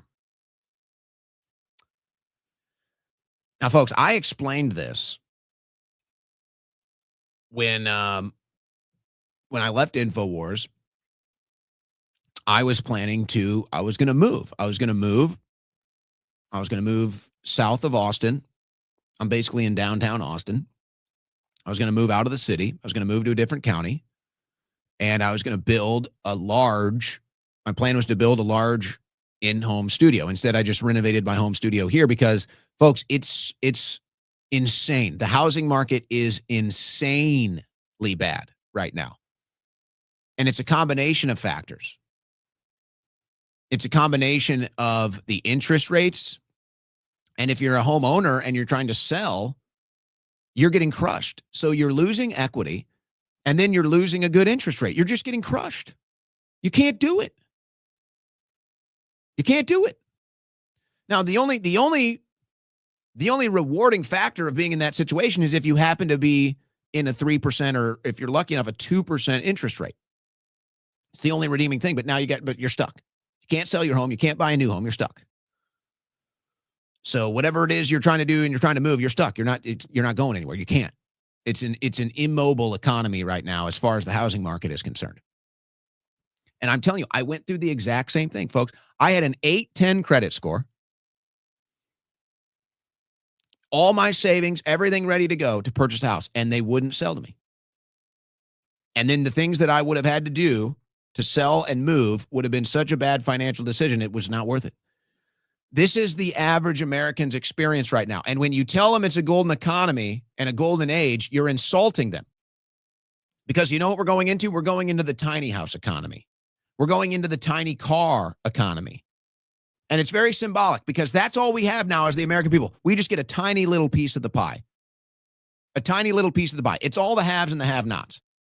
It's very soon it's going to be you either have millions of dollars or you're living paycheck to paycheck. That's where everything is going right now. And the American people get a tiny fraction of a percentage of that pie. So you're going to be deduced to tiny houses and tiny cars and a tiny piece of the pie. But don't worry, because you're going to have a giant AI surveillance government. We got more. Why not? Because when we cover these things, we just like to really just crush it. Do we want to play this one? This is about a little longer. I've gone a little long here. She's talking about the interest payment on her house and why it's crushing her financially. Everybody gets it. So I'm just going to move on. Do we have any other economic news here? I really need to do the vaccine news. But let me do this. Let's finish off the hour with some of these odds and ends. We'll come back, cover the vaccine news, and then take some calls. I really should just stop covering news and just take calls. But I can't help myself.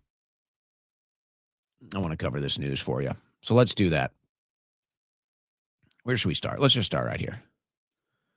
You might like this. I might like this. I don't know. Amazon offering deliveries in 30 minutes in parts of Seattle and Philadelphia. Now, I don't know. It might be like this in a lot of places, but there's a huge Amazon hub here in Austin. I'm sure there's one in every major city. But Amazon here in Austin is it's really efficient, folks. And it kind of goes against everything you might stand for in the Republic. So I get that. I'll be perfectly clear about that. I understand that. But so Amazon is so big now, it's kind of just drowning everything else out. Are you in Seattle? Are you in Philadelphia? Are you going to like 30-minute deliveries? Eventually, they're going to be coming via drone. That's where this is all going. Do you like that? Do you hate it? Well, it's coming to a town near you, whether you like it or not. Why do these stories keep popping up? I see one of these a week now. Former teacher of the month. Teacher of the month. I wonder why. Accused of having sex with teen in backseat of her Jeep. Folks, that's freaky. That's freaky. I'm sorry. I mean, look, there's a certain type of people that have sex in a car, and it's either young people or something else. Teacher of the month accusing having sex with teen in the backseat of a car. So I'm wondering, as we see all of these female teachers, here's another one. I wouldn't say she's ugly. I mean, I don't know if she's turning any heads, but I don't think anybody would say that that's an ugly woman. Here she is with her Teacher of the Year certificate. Looks like she's married. Baird told the teen her marriage was struggling over text message. And so, see, there it is, the text message. I'm wondering why we keep seeing this. I'm wondering, why do we keep seeing these stories of female teachers having sex with their students, specifically in high school? A married one-time teacher of the month in Kansas is accused of having sex with a 17-year-old student, including multiple times in the backseat of her Jeep. Am I bad if I'm... Are you a bad person if you give a little nod to that 17-year-old? Like, am I bad? Would that make me bad? I think I'm probably bad for that. I'm probably not a good person for that. Nicole Hernandez, 30 years old, also known as Nikki Baird. I don't know what that's about. Allegedly groomed the boy she'd first met in middle school before moved to Wichita North High School, according to an affidavit seen by the Wichita Eagle. He described how she befriended him, then isolated him from others before the relationship allegedly turned sexual in 2024. The physical contact started as Baird touching or rubbing his back or shoulders before she began forcing him to give her hugs. Baird told the boy her marriage was struggling and gave him her personal cell number. She also sent love letters. One letter said, "I hope and pray one day I get the chance to be with you, and I know that I love you." Yeah, so she's got problems. She's clearly got problems. But, do you think the boy was so hesitant here? That's kind of a willing situation, I'm guessing. He was nervous and eventually said yes, the affidavit said. Oh, I'm sure he was nervous.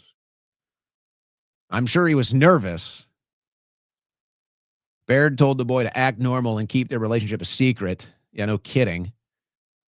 So I'm wondering, is this something that's been going on for a while and we just never knew about it, but now because of all the digital data and text messages or social media or something, like now it's in the news and all these women are getting caught? Or is there something else going on?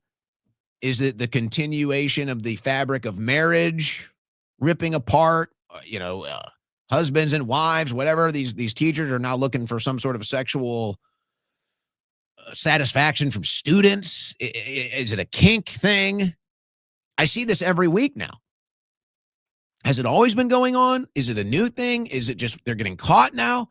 I'm sorry. I just have a hard time believing, as somebody that's been a 17-year-old boy, and my friends have been 17-year-old boys, and of a boy who has been in high school with hot teachers before,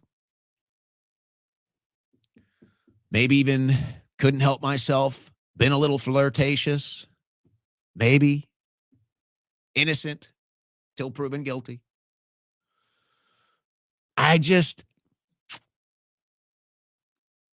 Do you think he felt like a victim? Do you think that's really a big victim? I'm not saying it's right, and I'm not saying law enforcement doesn't need to get involved at some level here. But let's stop. It's like this whole thing of like equity or equality, whatever all these left-wing crap, it's like, I'm sorry, but it's a little different to me. It is a little different to me a female teacher having sex with a male student versus a male teacher having sex with a female student. I don't know. Am I wrong for that? It's different to me. It's a little different to me. I feel like, yeah, in a lot of the situations, if a male teacher is going after a female student, there's probably more cause for concern there. There's probably less of an inclination of mutuality there. I don't know. Whereas the 17-year-old boy, getting with the teacher is kind of like, there's high fives going around for that.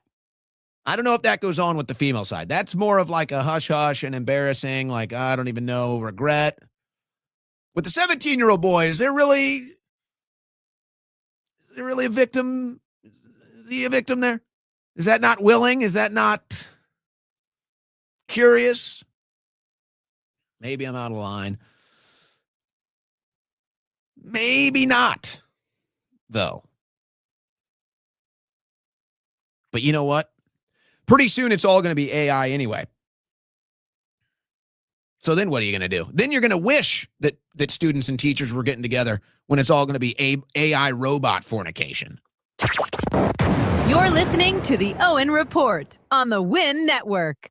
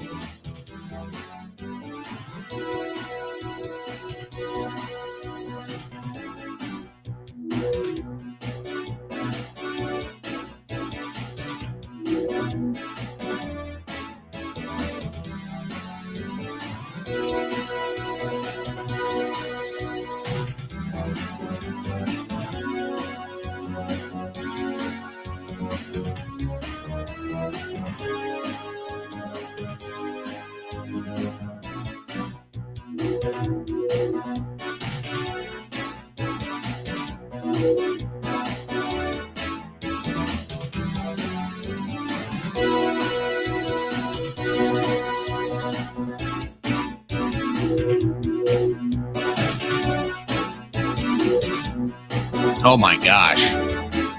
Yeah. Yeah, things are getting really weird. That's for sure. Things are getting really weird in right-wing politics. I said the Florida governor's race was going to get real interesting. I can't even keep up with it. It gets more interesting by the day. Now, apparently, Byron Donalds is coming out in support of abortion. And now you've got James Fishback, who's running against Donald. Now you've got accusations coming out against him, of which I'm sure you can guess the nature of. Steele's getting weird, man. All of right-wing politics is just getting weird. And I don't even, I've got some of the TPUSA stuff up here, and you got Erica Kirk doing the media tours now, too. She's about to do this Barry Weiss deal. The whole thing is just weird. It's all weird. President Trump, we're going to stop the fentanyl. We're bombing all the Venezuelan drug boats. Less than 1% of the fentanyl comes in from Venezuela, but we're going to bomb them anyway. We don't have to give you proof. Just trust us, okay? Thank you. Now, sitting to my left is the president of Mexico, Sheinbaum, where 95% of the fentanyl comes in from. She's a strong ally, a good partner of ours. We're friends with her. All the fentanyl coming in from Mexico is fine. We're not going to touch them. But from Venezuela, the less than 1%, that we're going to bomb. It's all really weird, man.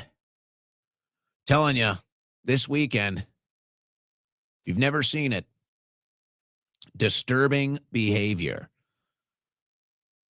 Disturbing behavior. That's where we're at. That's where we're at. Well, I mentioned it. More people are complaining about TPUSA. I'll tell you what, I'll do something heavy here real quick. Then I'll open up the phone lines and then maybe cover some other news. I'm going to do something a little heavy.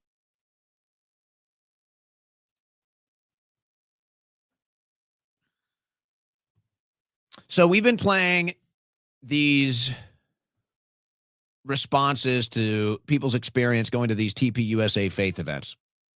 and they don't like the message. The pastors are coming off very aggressive, uncouth, unhinged. And they're like, I came here to get, kind of get faith in politics, and ended up just being a Candace Owens hate session or whatever. So more of these videos keep surfacing of people sharing their opinions of TPUSA faith.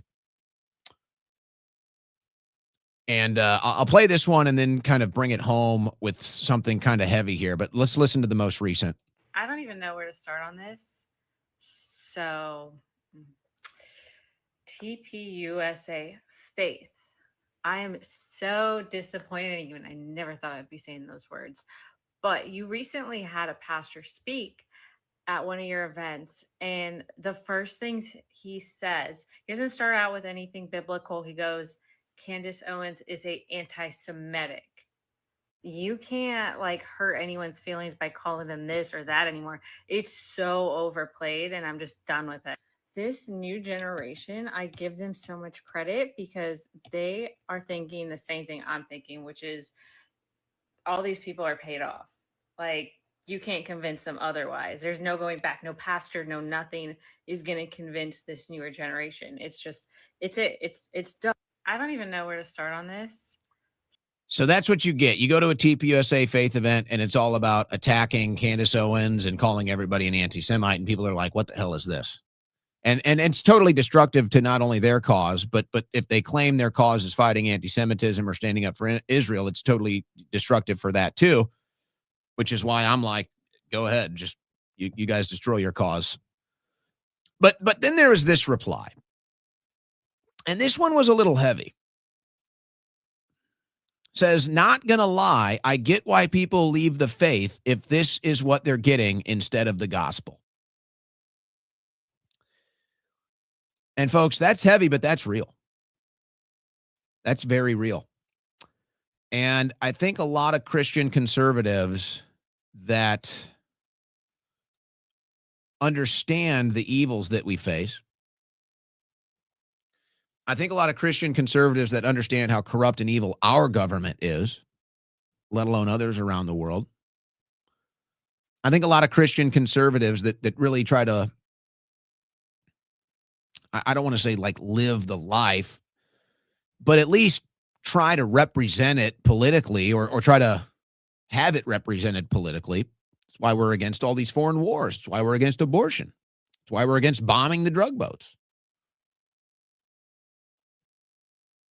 But now what you're seeing is they're using Christianity against Christians politically. And they're telling you, if you're a Christian, that your entire purpose is to support Israel. And they're telling you, if you're an American, that your entire purpose is to support Israel. And then they get up at these political events that they're claiming are for Christians, and they browbeat you, and they indoctrinate you, and they morally high ground you. And then they just talk about the people they don't like all day. How can you not? How can you not start to feel something? How can you not start to question things? When you see that your faith that you thought was one thing is now being turned into something else and being used against you politically. How can you not wonder that?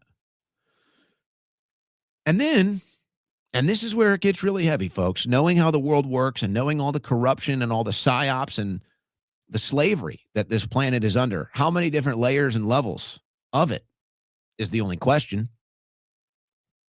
And you start to see this big reveal and this new revelation of, no, Christianity is this, and it's really this politically.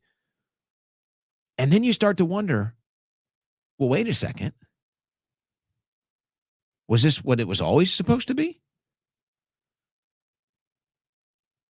Was this what religion was always supposed to be? Is this what Christianity was always supposed to be, to keep you indoctrinated onto some sort of political agenda?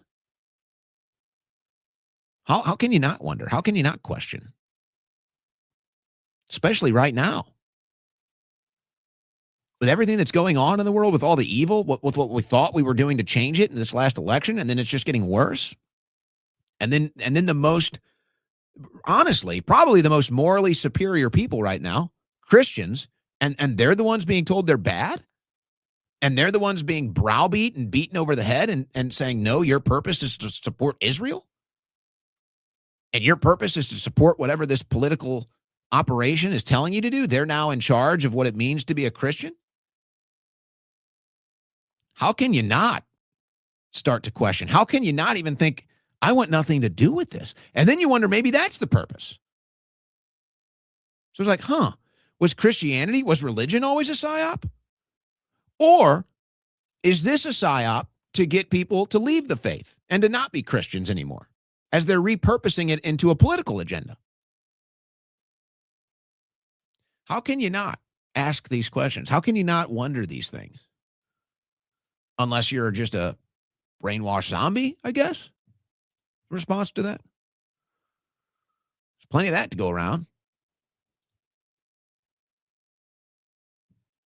So it's really amazing. The whole thing has become so toxic. The whole thing has become so evil.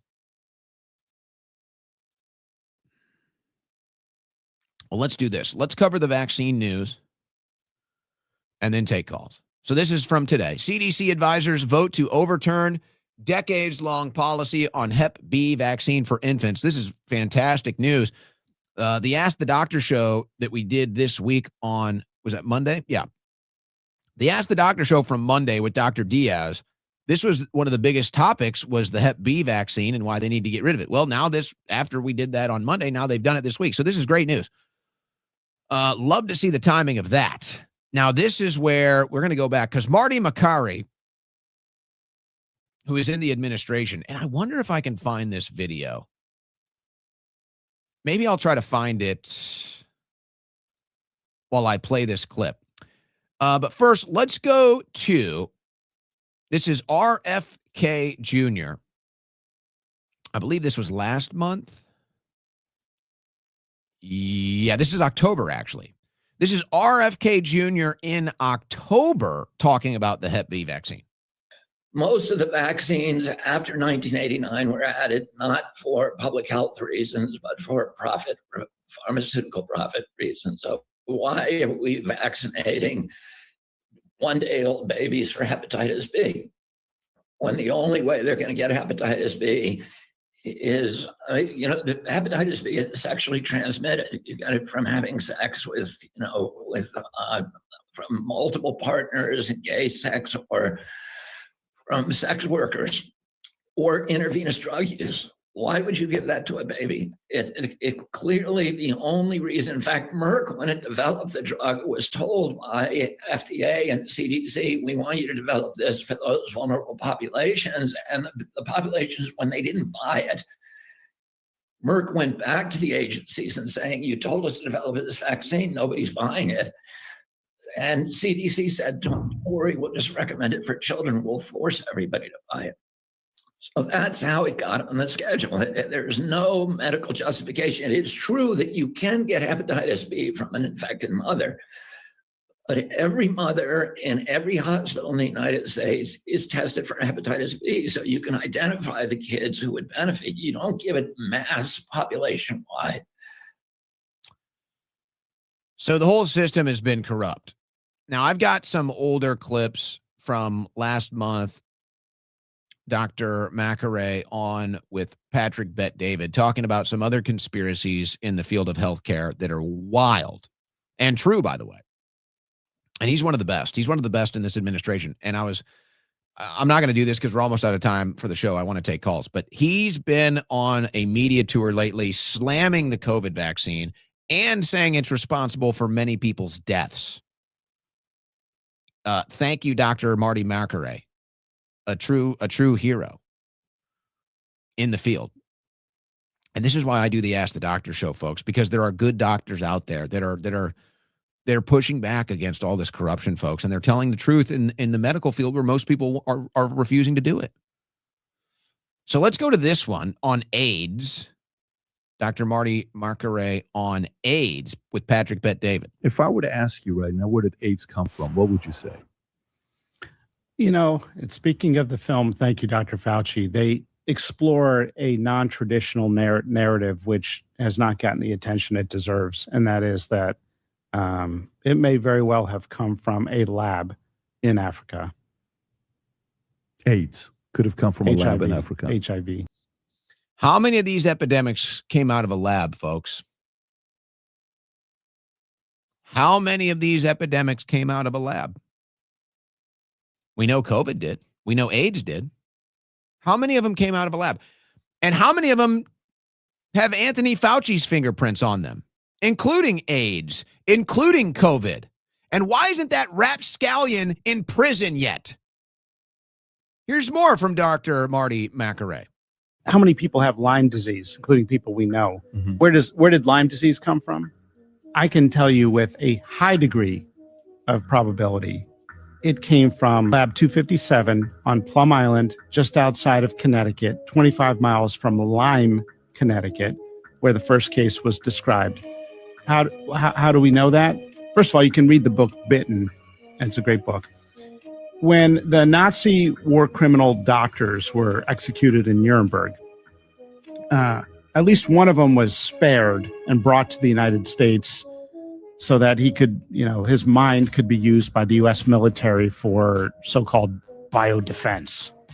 And they put him on Plum Island. And he had said very openly that he believed an incredible form of biowarfare was infecting ticks. That's what Lyme disease is. And then it shows up 25 miles away. And by the way, that's not the only thing that showed up close by. They found half rat, half deer carcasses in the Hamptons, the last town. Montauk. Yeah, it showed up. Montauk is also, if you look into Montauk, that's what the series Stranger Things is based off of, folks, is Montauk. Washed up in Montauk. This is like in the 90s. What the hell's going on there? Again, a bunch of mad scientists doing things. And all these people have Lyme disease. How many physicians know that it came from Lab 257, that Lyme disease came from? Approximately 1%, right? Because these are things we are never honest with ourselves, that just because you can do something doesn't mean you should do it. And sometimes we can cause more harm than we can good by messing with Mother Nature. Folks, this is what MAGA was supposed to be about. This is what's supposed to be the American Revolution 2.0, draining the swamp, arresting the deep state, make America healthy again. This is supposed to be what it's about. It's about the realization we've been lied to our entire lives. It's about the realization that a satanic pedophile cult has run our country and run this planet for a long time. They make diseases in a lab and they release them and they kill us. And then they come up with the vaccine or the medicine to cure it, and then they get rich off of it. They start wars that then you pay for and you die for. This is what it was supposed to be about. This is what we're supposed to be revolutionizing and ending and entering into the golden age. And instead, we're just going deeper into it in most cases. I can't stand for it. What about 9/11 truth? Did you hear about these buildings burning in Hong Kong? These buildings burned for 48 hours in Hong Kong. And by the way, they weren't built nearly as strong structurally as the Twin Towers. They burned for 48 hours and they're still standing strong. You were lied to about September 11th. You ready for that? You ready to get real? You ready for the big leagues? By the way, did you hear about this? Are you still wearing sunscreen? Well, I guess not right now. It's snowing most places. But are you still wearing sunscreen? Will you still wear it after this? Johnson & Johnson is adding cancer-causing carcinogens to their sunscreens? That doesn't make any sense. Or does it? Let's take a look. Directly from the J&J website, they are doing a voluntary recall of Neutrogena and Aveeno sunscreen products due to the presence of benzene. According to the CDC, it is a chemical that is colorless, odorless, and highly flammable. What is it used to make? Lubricants, rubbers, dyes, detergents, drugs, and pesticides. And according to the American Cancer Society, benzene is known to cause cancer, specifically leukemia and other cancers of blood. So, Johnny boy, why are you adding it to our sunscreens? Well, if you look at their revenues, they have $81.6 billion in revenue, and only $14 billion of that is from consumer-facing products like Neutrogena and Aveeno. But the rest of all of this is from their pharmaceuticals and medical devices. And apparently, their growth is primarily led by its pharmaceutical business, specifically their sales of Imbruvica and Darzalex. But what does Imbruvica do? You guessed it. Treats leukemia. That's weird. That's suspicious. Johnson. That's the Pied Piper. They put cancer-causing ingredients into the products you consume. It gives you cancer, and then they provide you the product that's supposed to help you with your cancer. And the mainstream media won't touch it because they fund the mainstream media. This is what we're supposed to be fighting against. This is what's supposed to be MAGA. This is what's supposed to be MAHA. And it's like, you actually want to do this, and then you're looked at like you're crazy. It's like, you actually want to save the country, save the world, and you're looked at like you're crazy.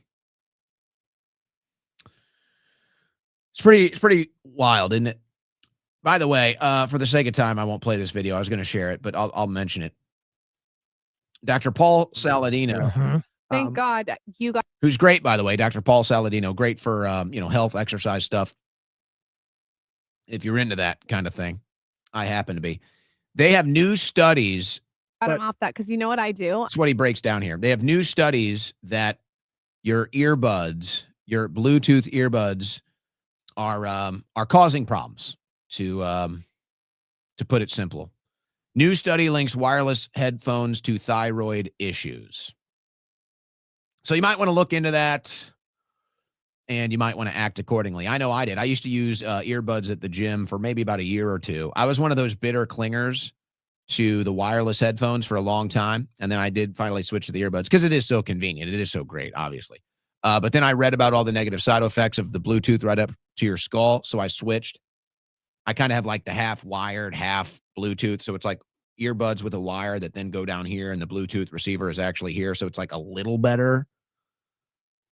But once you break from the wires, it's like you can never go back, kind of a thing. So you try to find a happy medium between the two. But I figured you might want that intel. Figured you may want to know about that if you're still out there using wireless headphones. Just figured I'd share that with you. So there you go. All right, let's do it. Let's open up the phone lines. Let's go ahead. We got some time left. I don't think we took any calls this week, so I got to do it. I still got a bunch of news. Maybe we'll still cover some of it. But there you go. All right, phone line is open. 747-200-5560. 747-200-5560. And anything we've discussed today, I'd say is fair game. Usually on Fridays, they'll say open lines, meaning you can call about anything you want. But let's try to keep it topical for what we covered today. Remember, it's one line. So you pick up, you're on the air. I just ask you your name and where you're from. So there's really two lines. There's a line on the air, and then there's a line that's holding. But when you hear me, you're on the air. So first caller of the show, what's your name and where are you from? Hey, Owen. Don from Orange County, California. What's up, Don? Hey, how you doing, man? Hey, made it through the week. I know, huh? Yeah, we made it. We made it, brother. It's Friday. Yes, I know, man. I got 2 points, and then I got a favor to ask of you to kick us into the weekend. But 2 points. Trump is going around saying everything that we come to know and believe after decades of what's been happening to us and how the government's been rolling. And he comes in 2016 as an outsider. We believed everything because he was calling it. And now he's turning around telling everybody that everything that we've been victimized by what the political bullshit that's been subjecting us to all these years, that everything's a hoax now. It's easier to say it's a hoax, a Democrat hoax, than to really do something about it. And my second point is these new Somali deportations. Okay, I keep telling everybody, man, and just so you know, I'm in other, I do other social media stuff to argue with these people that do the whole, that's what I voted for. That's what I voted for. Man, I am so over that shit. You go ahead and do the Somali deportations. It doesn't mean nothing if you're not going to deport the politicians that infiltrated our government, our local, state, and federal government. They still have representation. He'll criticize Ilhan Omar. He'll call her everything, but they never go there. They go for the low-hanging fruit, just like they're doing to the brown people in Mexico or in California. They're low-hanging fruit. Nothing is getting done. And the favor I want to ask of you, dude, kick us out into the Trump voice. You got to say, are we sick of winning? Are we sick of winning? And how about that golden age? I want to hear it, man. Well done. I'm done. Well done. let me address your concerns. Let me address your requests actually first. We are in the golden age because, don't you understand? Americans have been complaining. They've been complaining that they can't afford a house, and they've been complaining that they can't afford a car. So we have a solution. It's called a tiny house. It's a tiny house. You can afford it now. It's about $30,000. Very nice. About 800 square foot. And you get to take a shit right next to where you prepare your dinner. And it's the new American way. And we're going to bring in now with our new regulations the tiny car, okay? It's a tiny car. It's a little truck. You see them in Bangladesh and India, you know, the third world countries we're turning it into here. So you're going to have a tiny house. You're going to have a tiny car. And you'll be lucky if you can even have a tiny family because you really can't fit anything other than a tiny baby in your tiny house and your tiny car. So the government will actually come confiscate that baby once it's too big. But this is the golden age. This is the new golden age now. So just get used to it. Aren't you tired of winning? Don, tell me. Are you tired of winning, Don? I'm sick of it already. You're sick of winning, Don. I told you. I guess he was right. We are tired of winning. If this is winning, I guess he's right. We're tired of it. Oh, man, we're winning to death over here, you know. But I appreciate that, dude. And have a good weekend, man. I'll talk to you next week. Hey, thank you. You too. But, you know, again, it's just like I feel like we're just trying to be rational here. I feel like my audience is rational, and that's why you listen to me, because I think I'm rational. It's like, hey, if a guy makes a good play, he makes a good play. If he makes a bad play, he makes a bad play. I'm not going to tell you somebody makes a good play when they make a bad play. That's what the new Trump cult does. By the way, folks, this is breaking right now. This is nuts. So Netflix was about to take over Warner Brothers. Now Paramount is moving in. And now Paramount is outbidding Netflix. Paramount is buying everything. Larry Ellison is buying everything in the media. And Barry Weiss is the new spokes representative, the spokeswoman for Paramount and everything they're doing. So it's just all propaganda. It's like the same thing that happened with TikTok.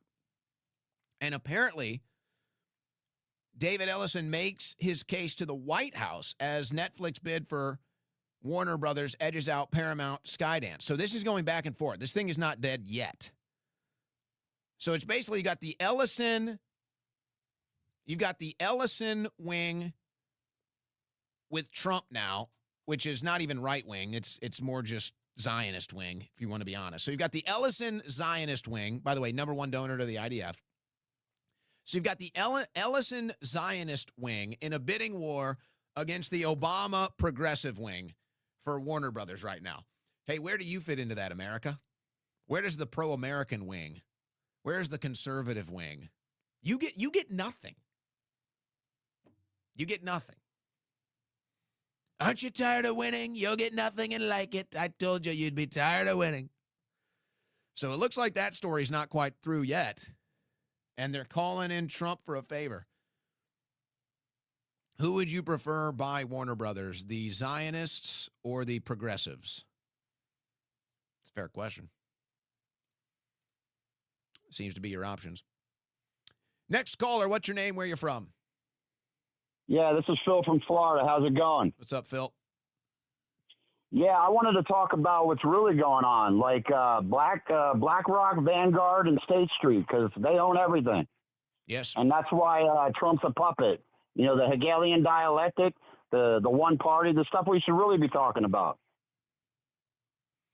Yeah, has Trump ever mentioned any of that? I don't remember any of that being mentioned by Trump. No, I mean everybody, everybody's afraid to talk about it. Like I don't see all the not Marjorie Taylor Greene. About. Marjorie Taylor Greene spoke at a Republican event this week, and she mentioned all three of those by name and said they're killing the American dream. That's who Trump doesn't like, by the way. She absolutely will. That's why she stepped down, because she's afraid to get a bullet in her head and her family. That might be it. But yeah, so Marjorie Taylor Greene talks about it, and now she's not welcome in MAGA.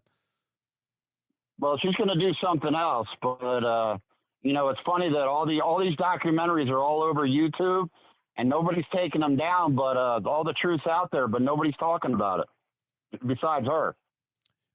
You're talking about what documentaries? BlackRock, Vanguard, State I'm just Street? talking, I'm talking in general. Like, it's the whole thing is insulated so that we get a bunch of Zionist politicians. I mean, it's like we're finding about AIPAC, and it's like I used to be a Christian.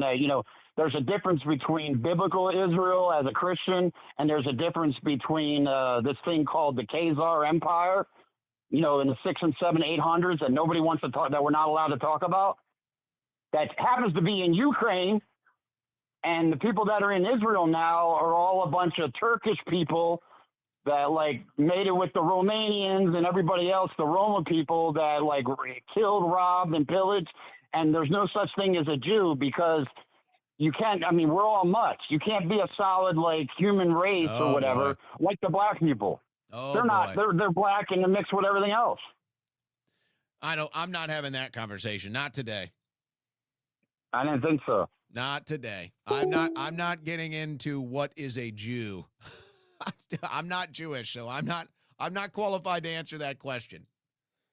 You'll have to ask somebody else what is a Jew and what is the religion of Judaism. I'm not qualified. I'd like to know though. I'm kind of curious.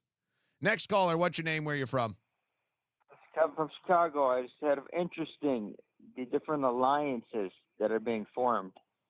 Okay. And I can't help but notice kind of the grifting. Like someone like Jake Shields. I like Jake Shields, but he says every stereotype under the sun when it comes to Jews, but he's got a big Muslim audience and he doesn't want to say anything bad about it. If there's a terrorist attack or immigration, he makes sure he stays quiet. But when it comes to Jews, it's, the shekels and the sneaky hats and the big whatever it is.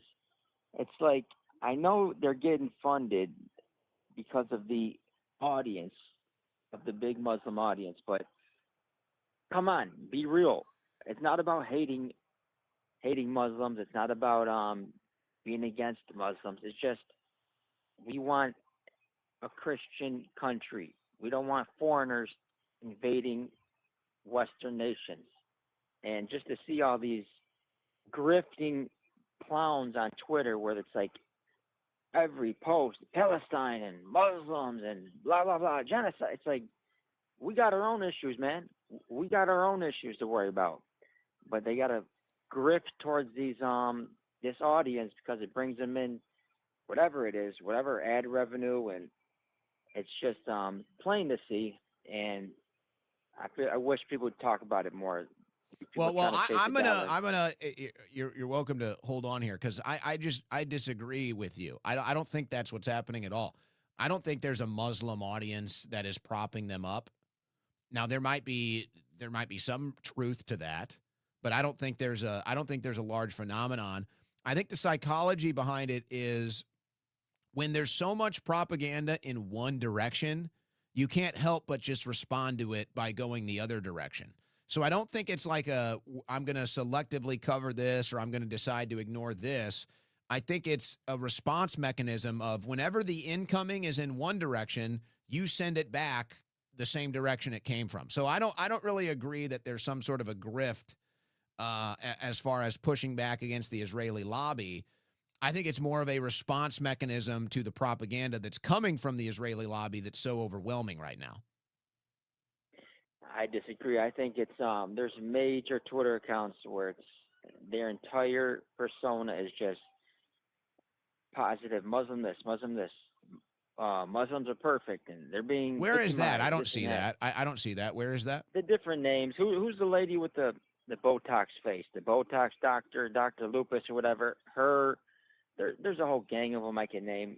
That's just one example, but that's what they do, man. It's every single day, all day on Twitter, and it's just defending Muslims. Well, she's from she's from where is she from? She's not American.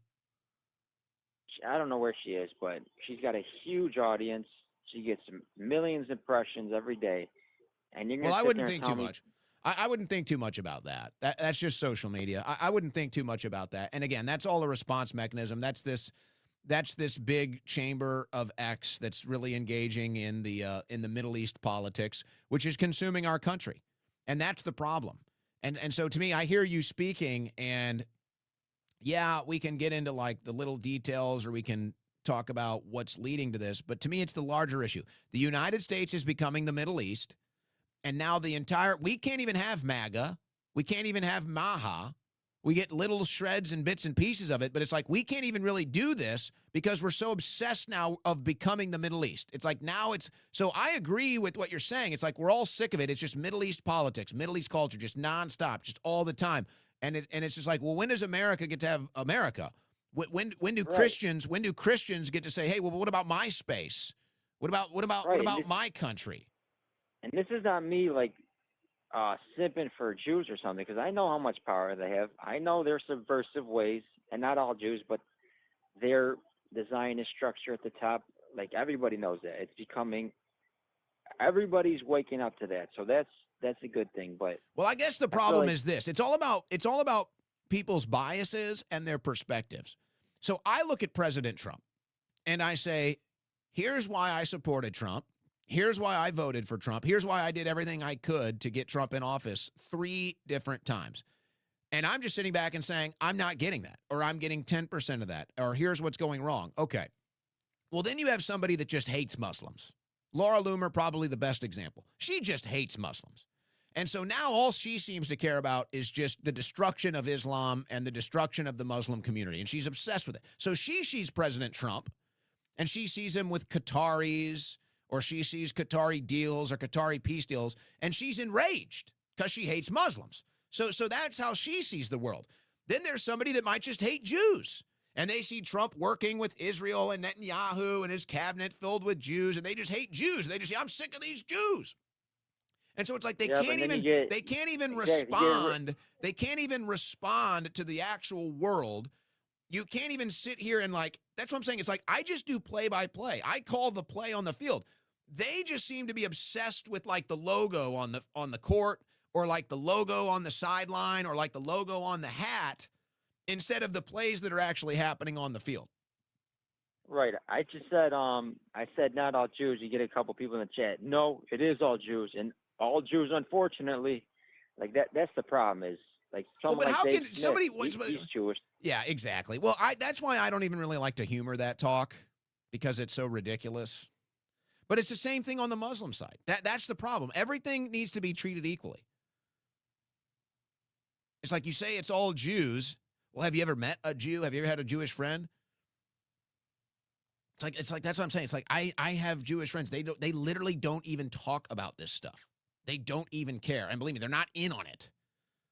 They couldn't care. In fact, they've been sick of it for so long. They've been sick of it a lot longer than you. They had to grow up with it. They're so sick of it. It's like, that's what I'm saying. It's like, the whole thing is so weird. But it's the same thing with Muslims.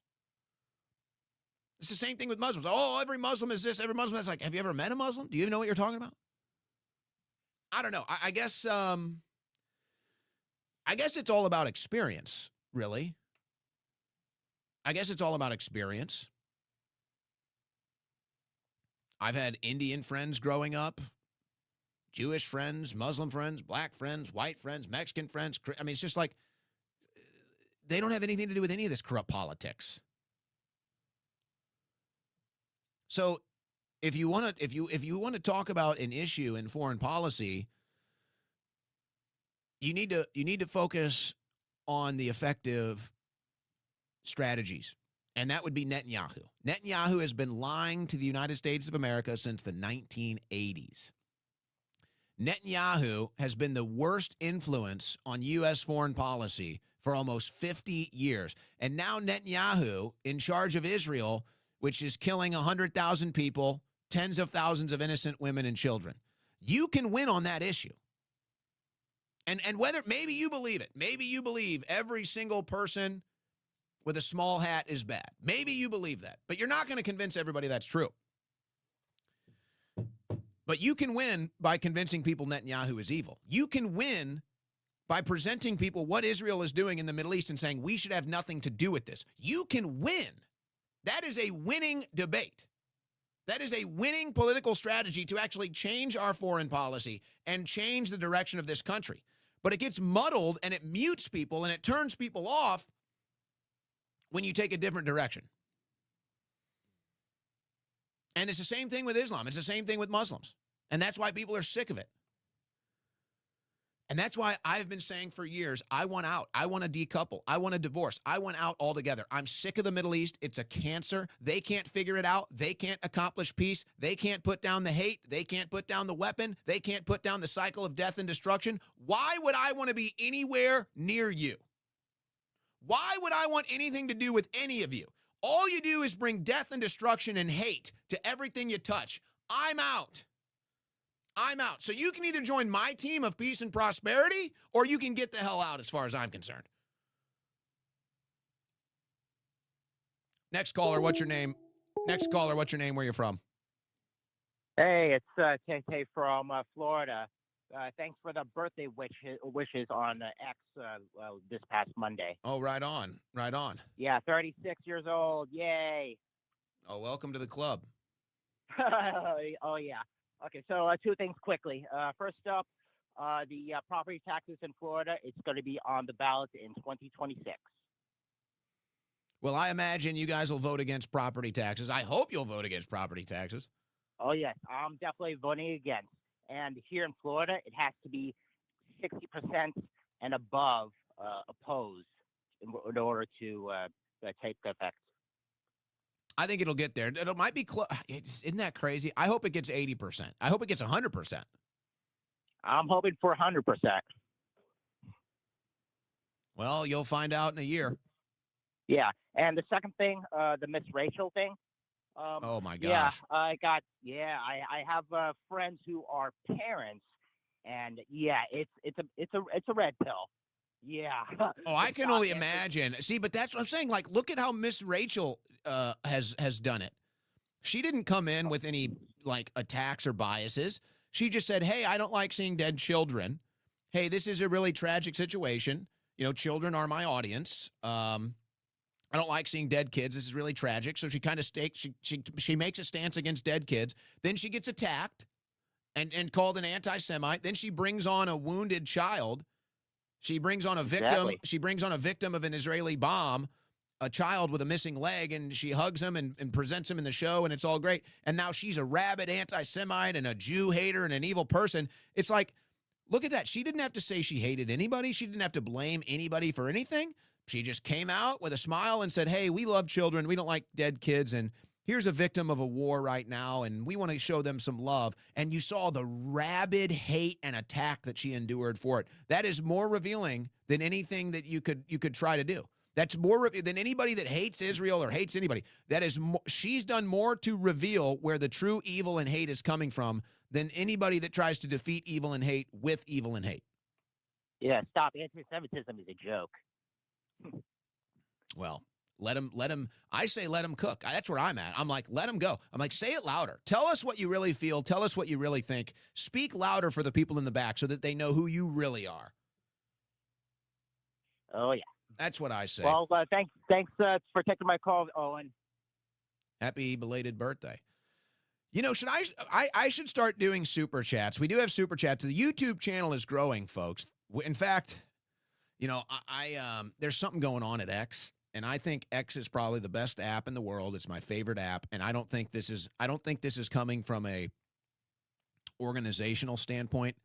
I think there are bad actors either inside of X, or there are people that are getting backdoor access to X, and they're really messing with the algorithm, or they're picking and choosing winners and losers right now for either their own agenda or some other agenda. There's some weird things going on at X. I don't think it's the algorithm personally. I don't think it's the algorithm. I think, and Musk came out and blamed the algorithm last week. I don't think it's the algorithm. I think there's bad actors that are in there messing with stuff and putting their thumb on the scale. And so, you know, I'm kind of over the whole complaining about it and everything, but my account has gone from being one of the most shadow banned accounts to being one of the most boosted accounts to now being one of the most shadow banned accounts again. So I don't even like talking about it from my perspective anymore, just because it's so old hat. But that is definitely going on. But on YouTube, we are blowing up. It's like Rumble, we're kind of steady. Rumble, we're just on a steady incline. Rumble, we're just steady incline. Numbers are persistent there. X now is like, you never even know. It just depends on who's rigging the algorithm at that time. But X used to be number one. Now X is like, it's just not letting me grow at all. So something's holding me back on X. But YouTube, guys, we are doing very well on YouTube. Tip of the cap to DMT, producer of the show. Comes on every once in a while, but he knows I like to talk too much, so he usually just sits in studio, the digital studio,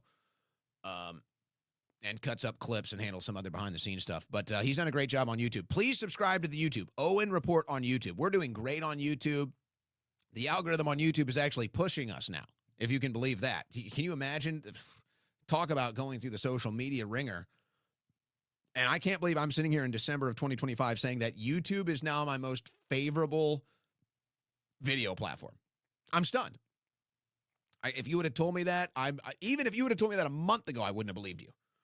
But okay, subscribe and watch on YouTube. Here's some super chats from YouTube.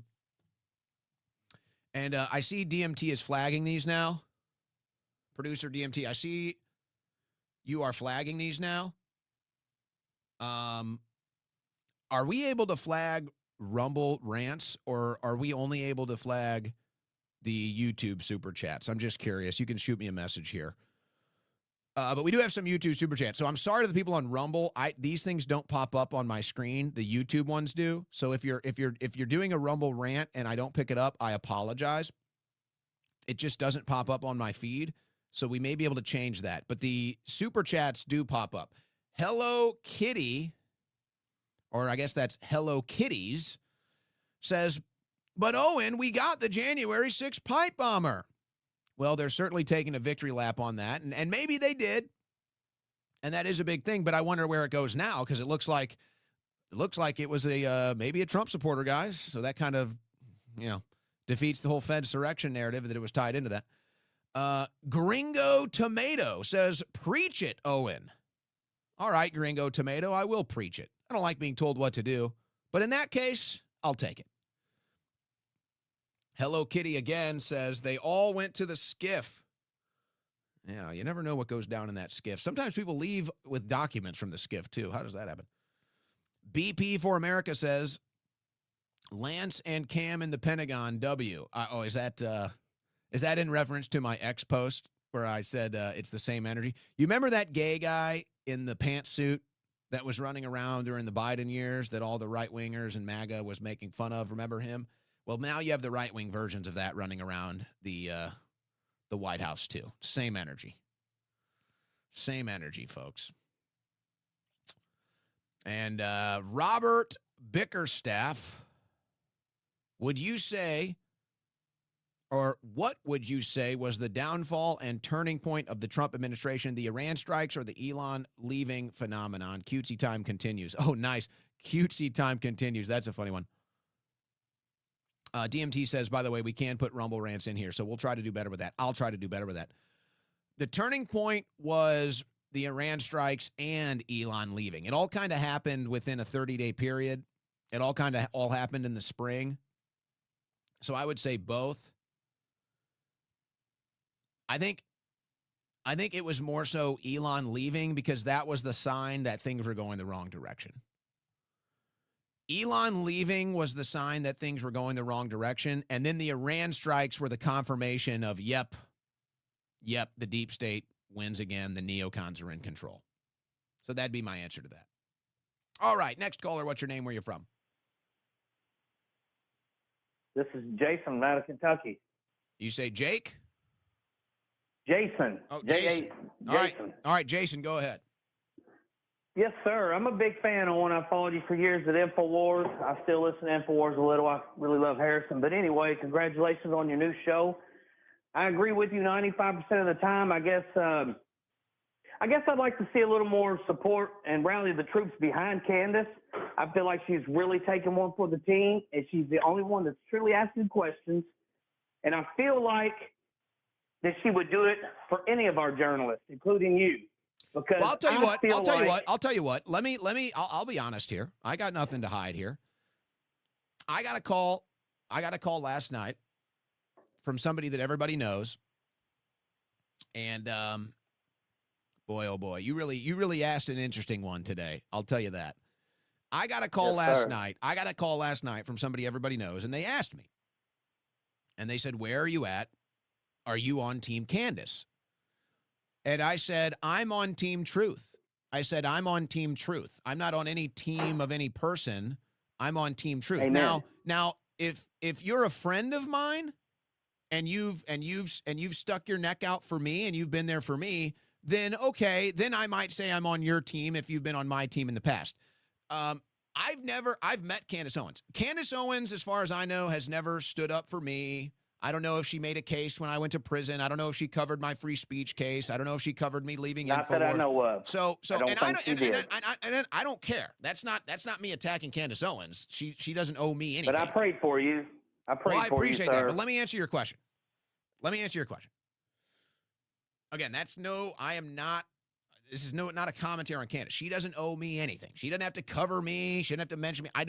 That's not what it's about. I'm on Team Truth. I'm on Team Reality. That's what team I'm on. Now, if I had some form of a relationship with Candace, or Candace had a track record of supporting me through the years when I was censored or imprisoned or any of that stuff, then if somebody said, "Are you Team Candace?" then I might be more inclined to say, "Well, I'm Team Candace. She was Team Owen when I needed help." But that dynamic has never happened. So I don't know Candace. Candace doesn't owe me anything. I don't have a relationship with Candace. I can't talk to Candace. So this isn't about Team Candace or Team this or Team that for me. This is about Team Truth. I'm on Team Truth. I'm on Team Reality. But I told this person that, and this is, I don't even want to talk about it, folks, but I'll just say this since he asked. Folks, the stuff that Candace Owens is saying and the conclusions that Candace Owens is reaching or whatever, like, people were talking about that behind the scenes long before Candace was.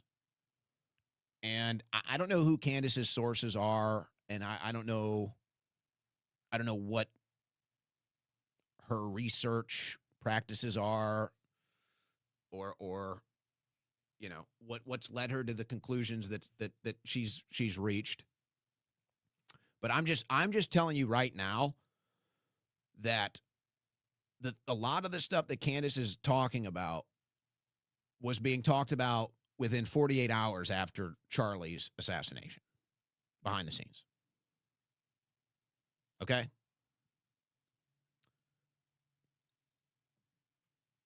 So that's all I'm going to say on that.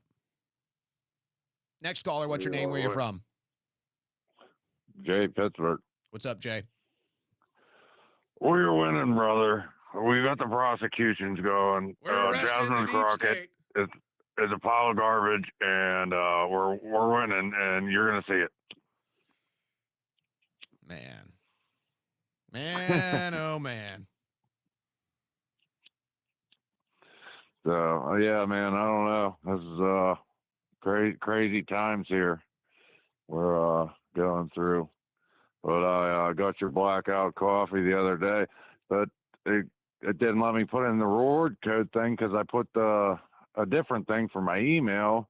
So I wanted to give credit to you, but it kind of didn't let me give credit to you. And I enjoy the coffee. I think it's a really good brand, and I encourage your viewers to go out and get it. And I hope you have a good weekend, brother. Appreciate that. Thank you for supporting the sponsors. That's how we keep the show on the air. Thank you for that. And I only bring on sponsors that I like and whose products I like, maybe even love, if that's possible. Next caller, what's your name, where you're from? Hey, Lyndon from California. I called you before, and I have two questions for you. My first question is, what do you think about white nationalism and white nationalists in America? You know, there was something. Let me see if I can pull this up. There was something recently. I think it might have even been in response to the Ms. Rachel story.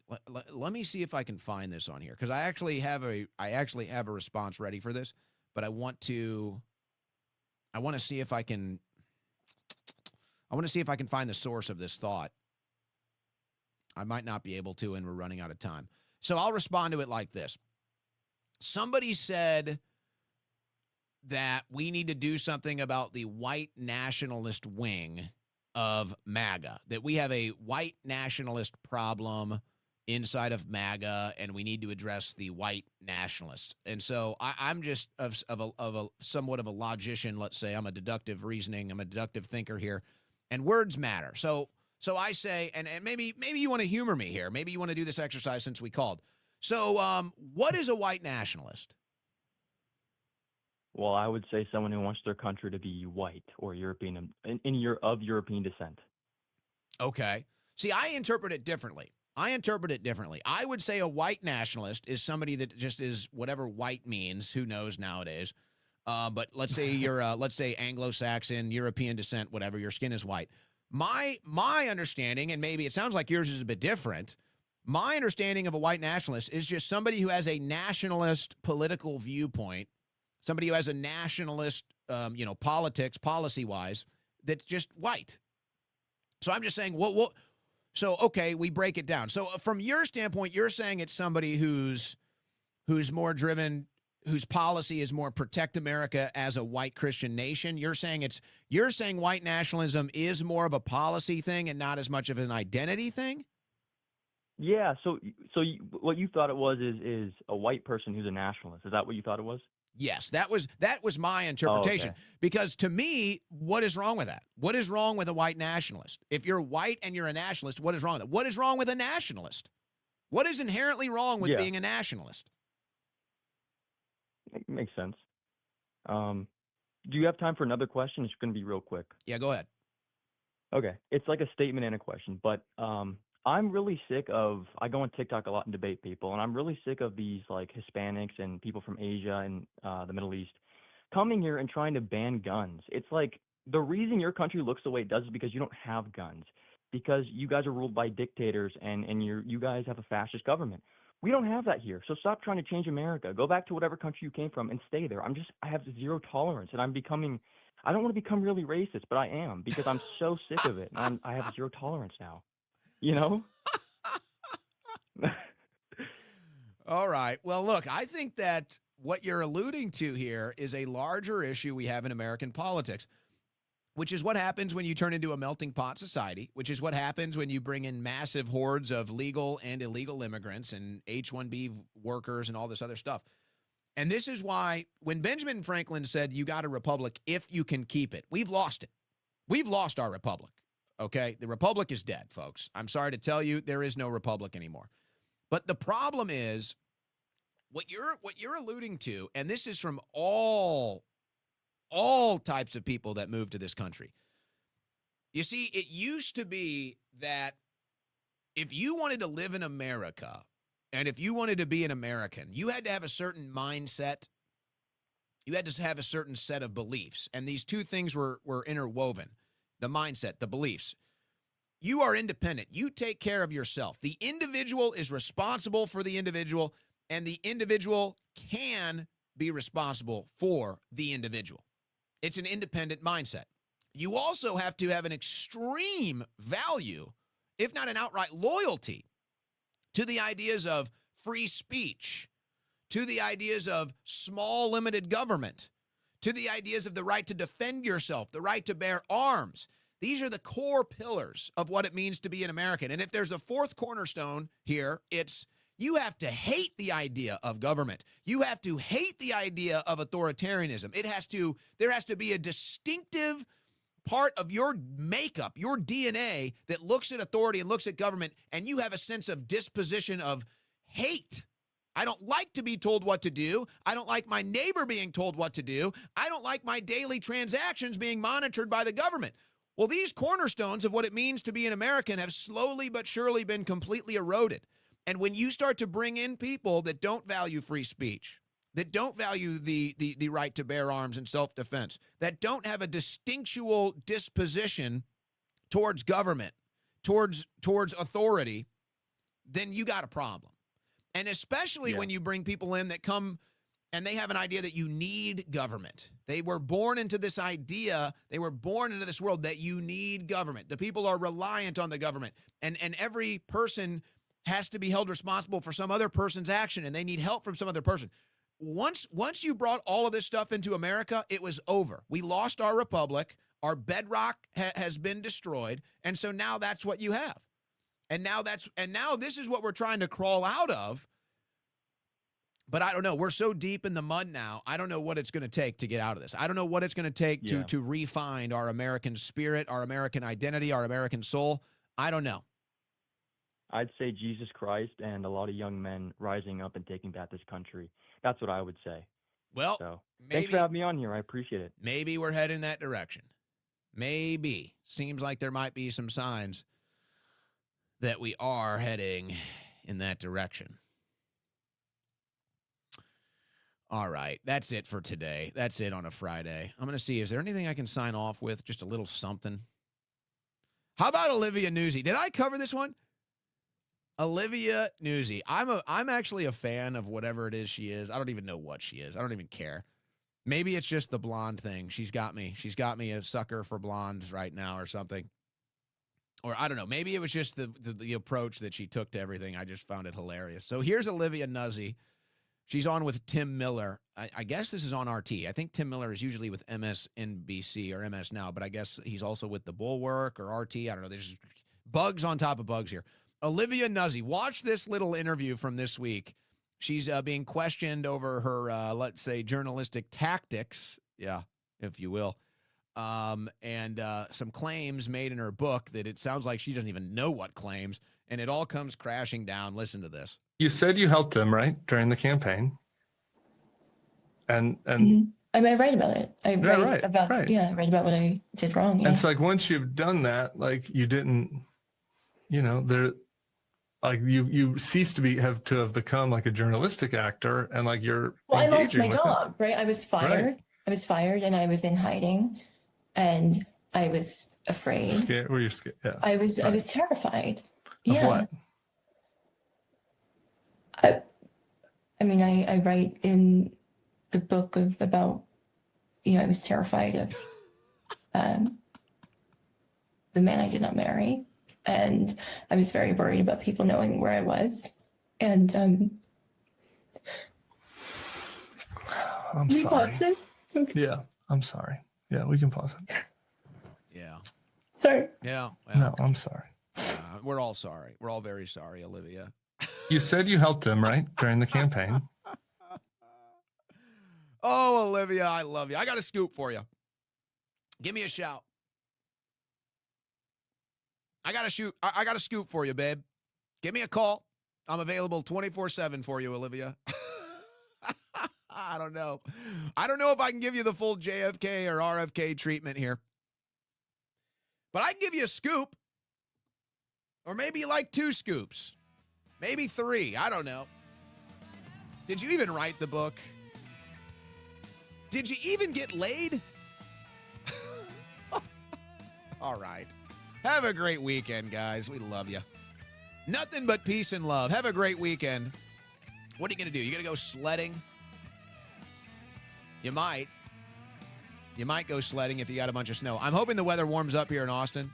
The one nice thing about when the weather gets cold here, I turn off my AC. I don't even ever turn the heat on, really. So my house is usually in the 50s, and I love it. I love sleeping in ice cold. An ice cold bedroom. Get it down to like the 40s if I can. So I don't have to, in the tough economy, I don't have to pay those expensive energy bills because I just turn it all off and my house becomes a frozen tundra. But then I walk outside and my lizard person, I don't get any sun, I don't get any heat. My tortoise is inside now. My turtle is brumating. But we're going to have some fun this weekend. Hope you find some fun for yourself and your family this weekend as well. That does it this week. We'll see you on Monday, guys. God bless and Godspeed.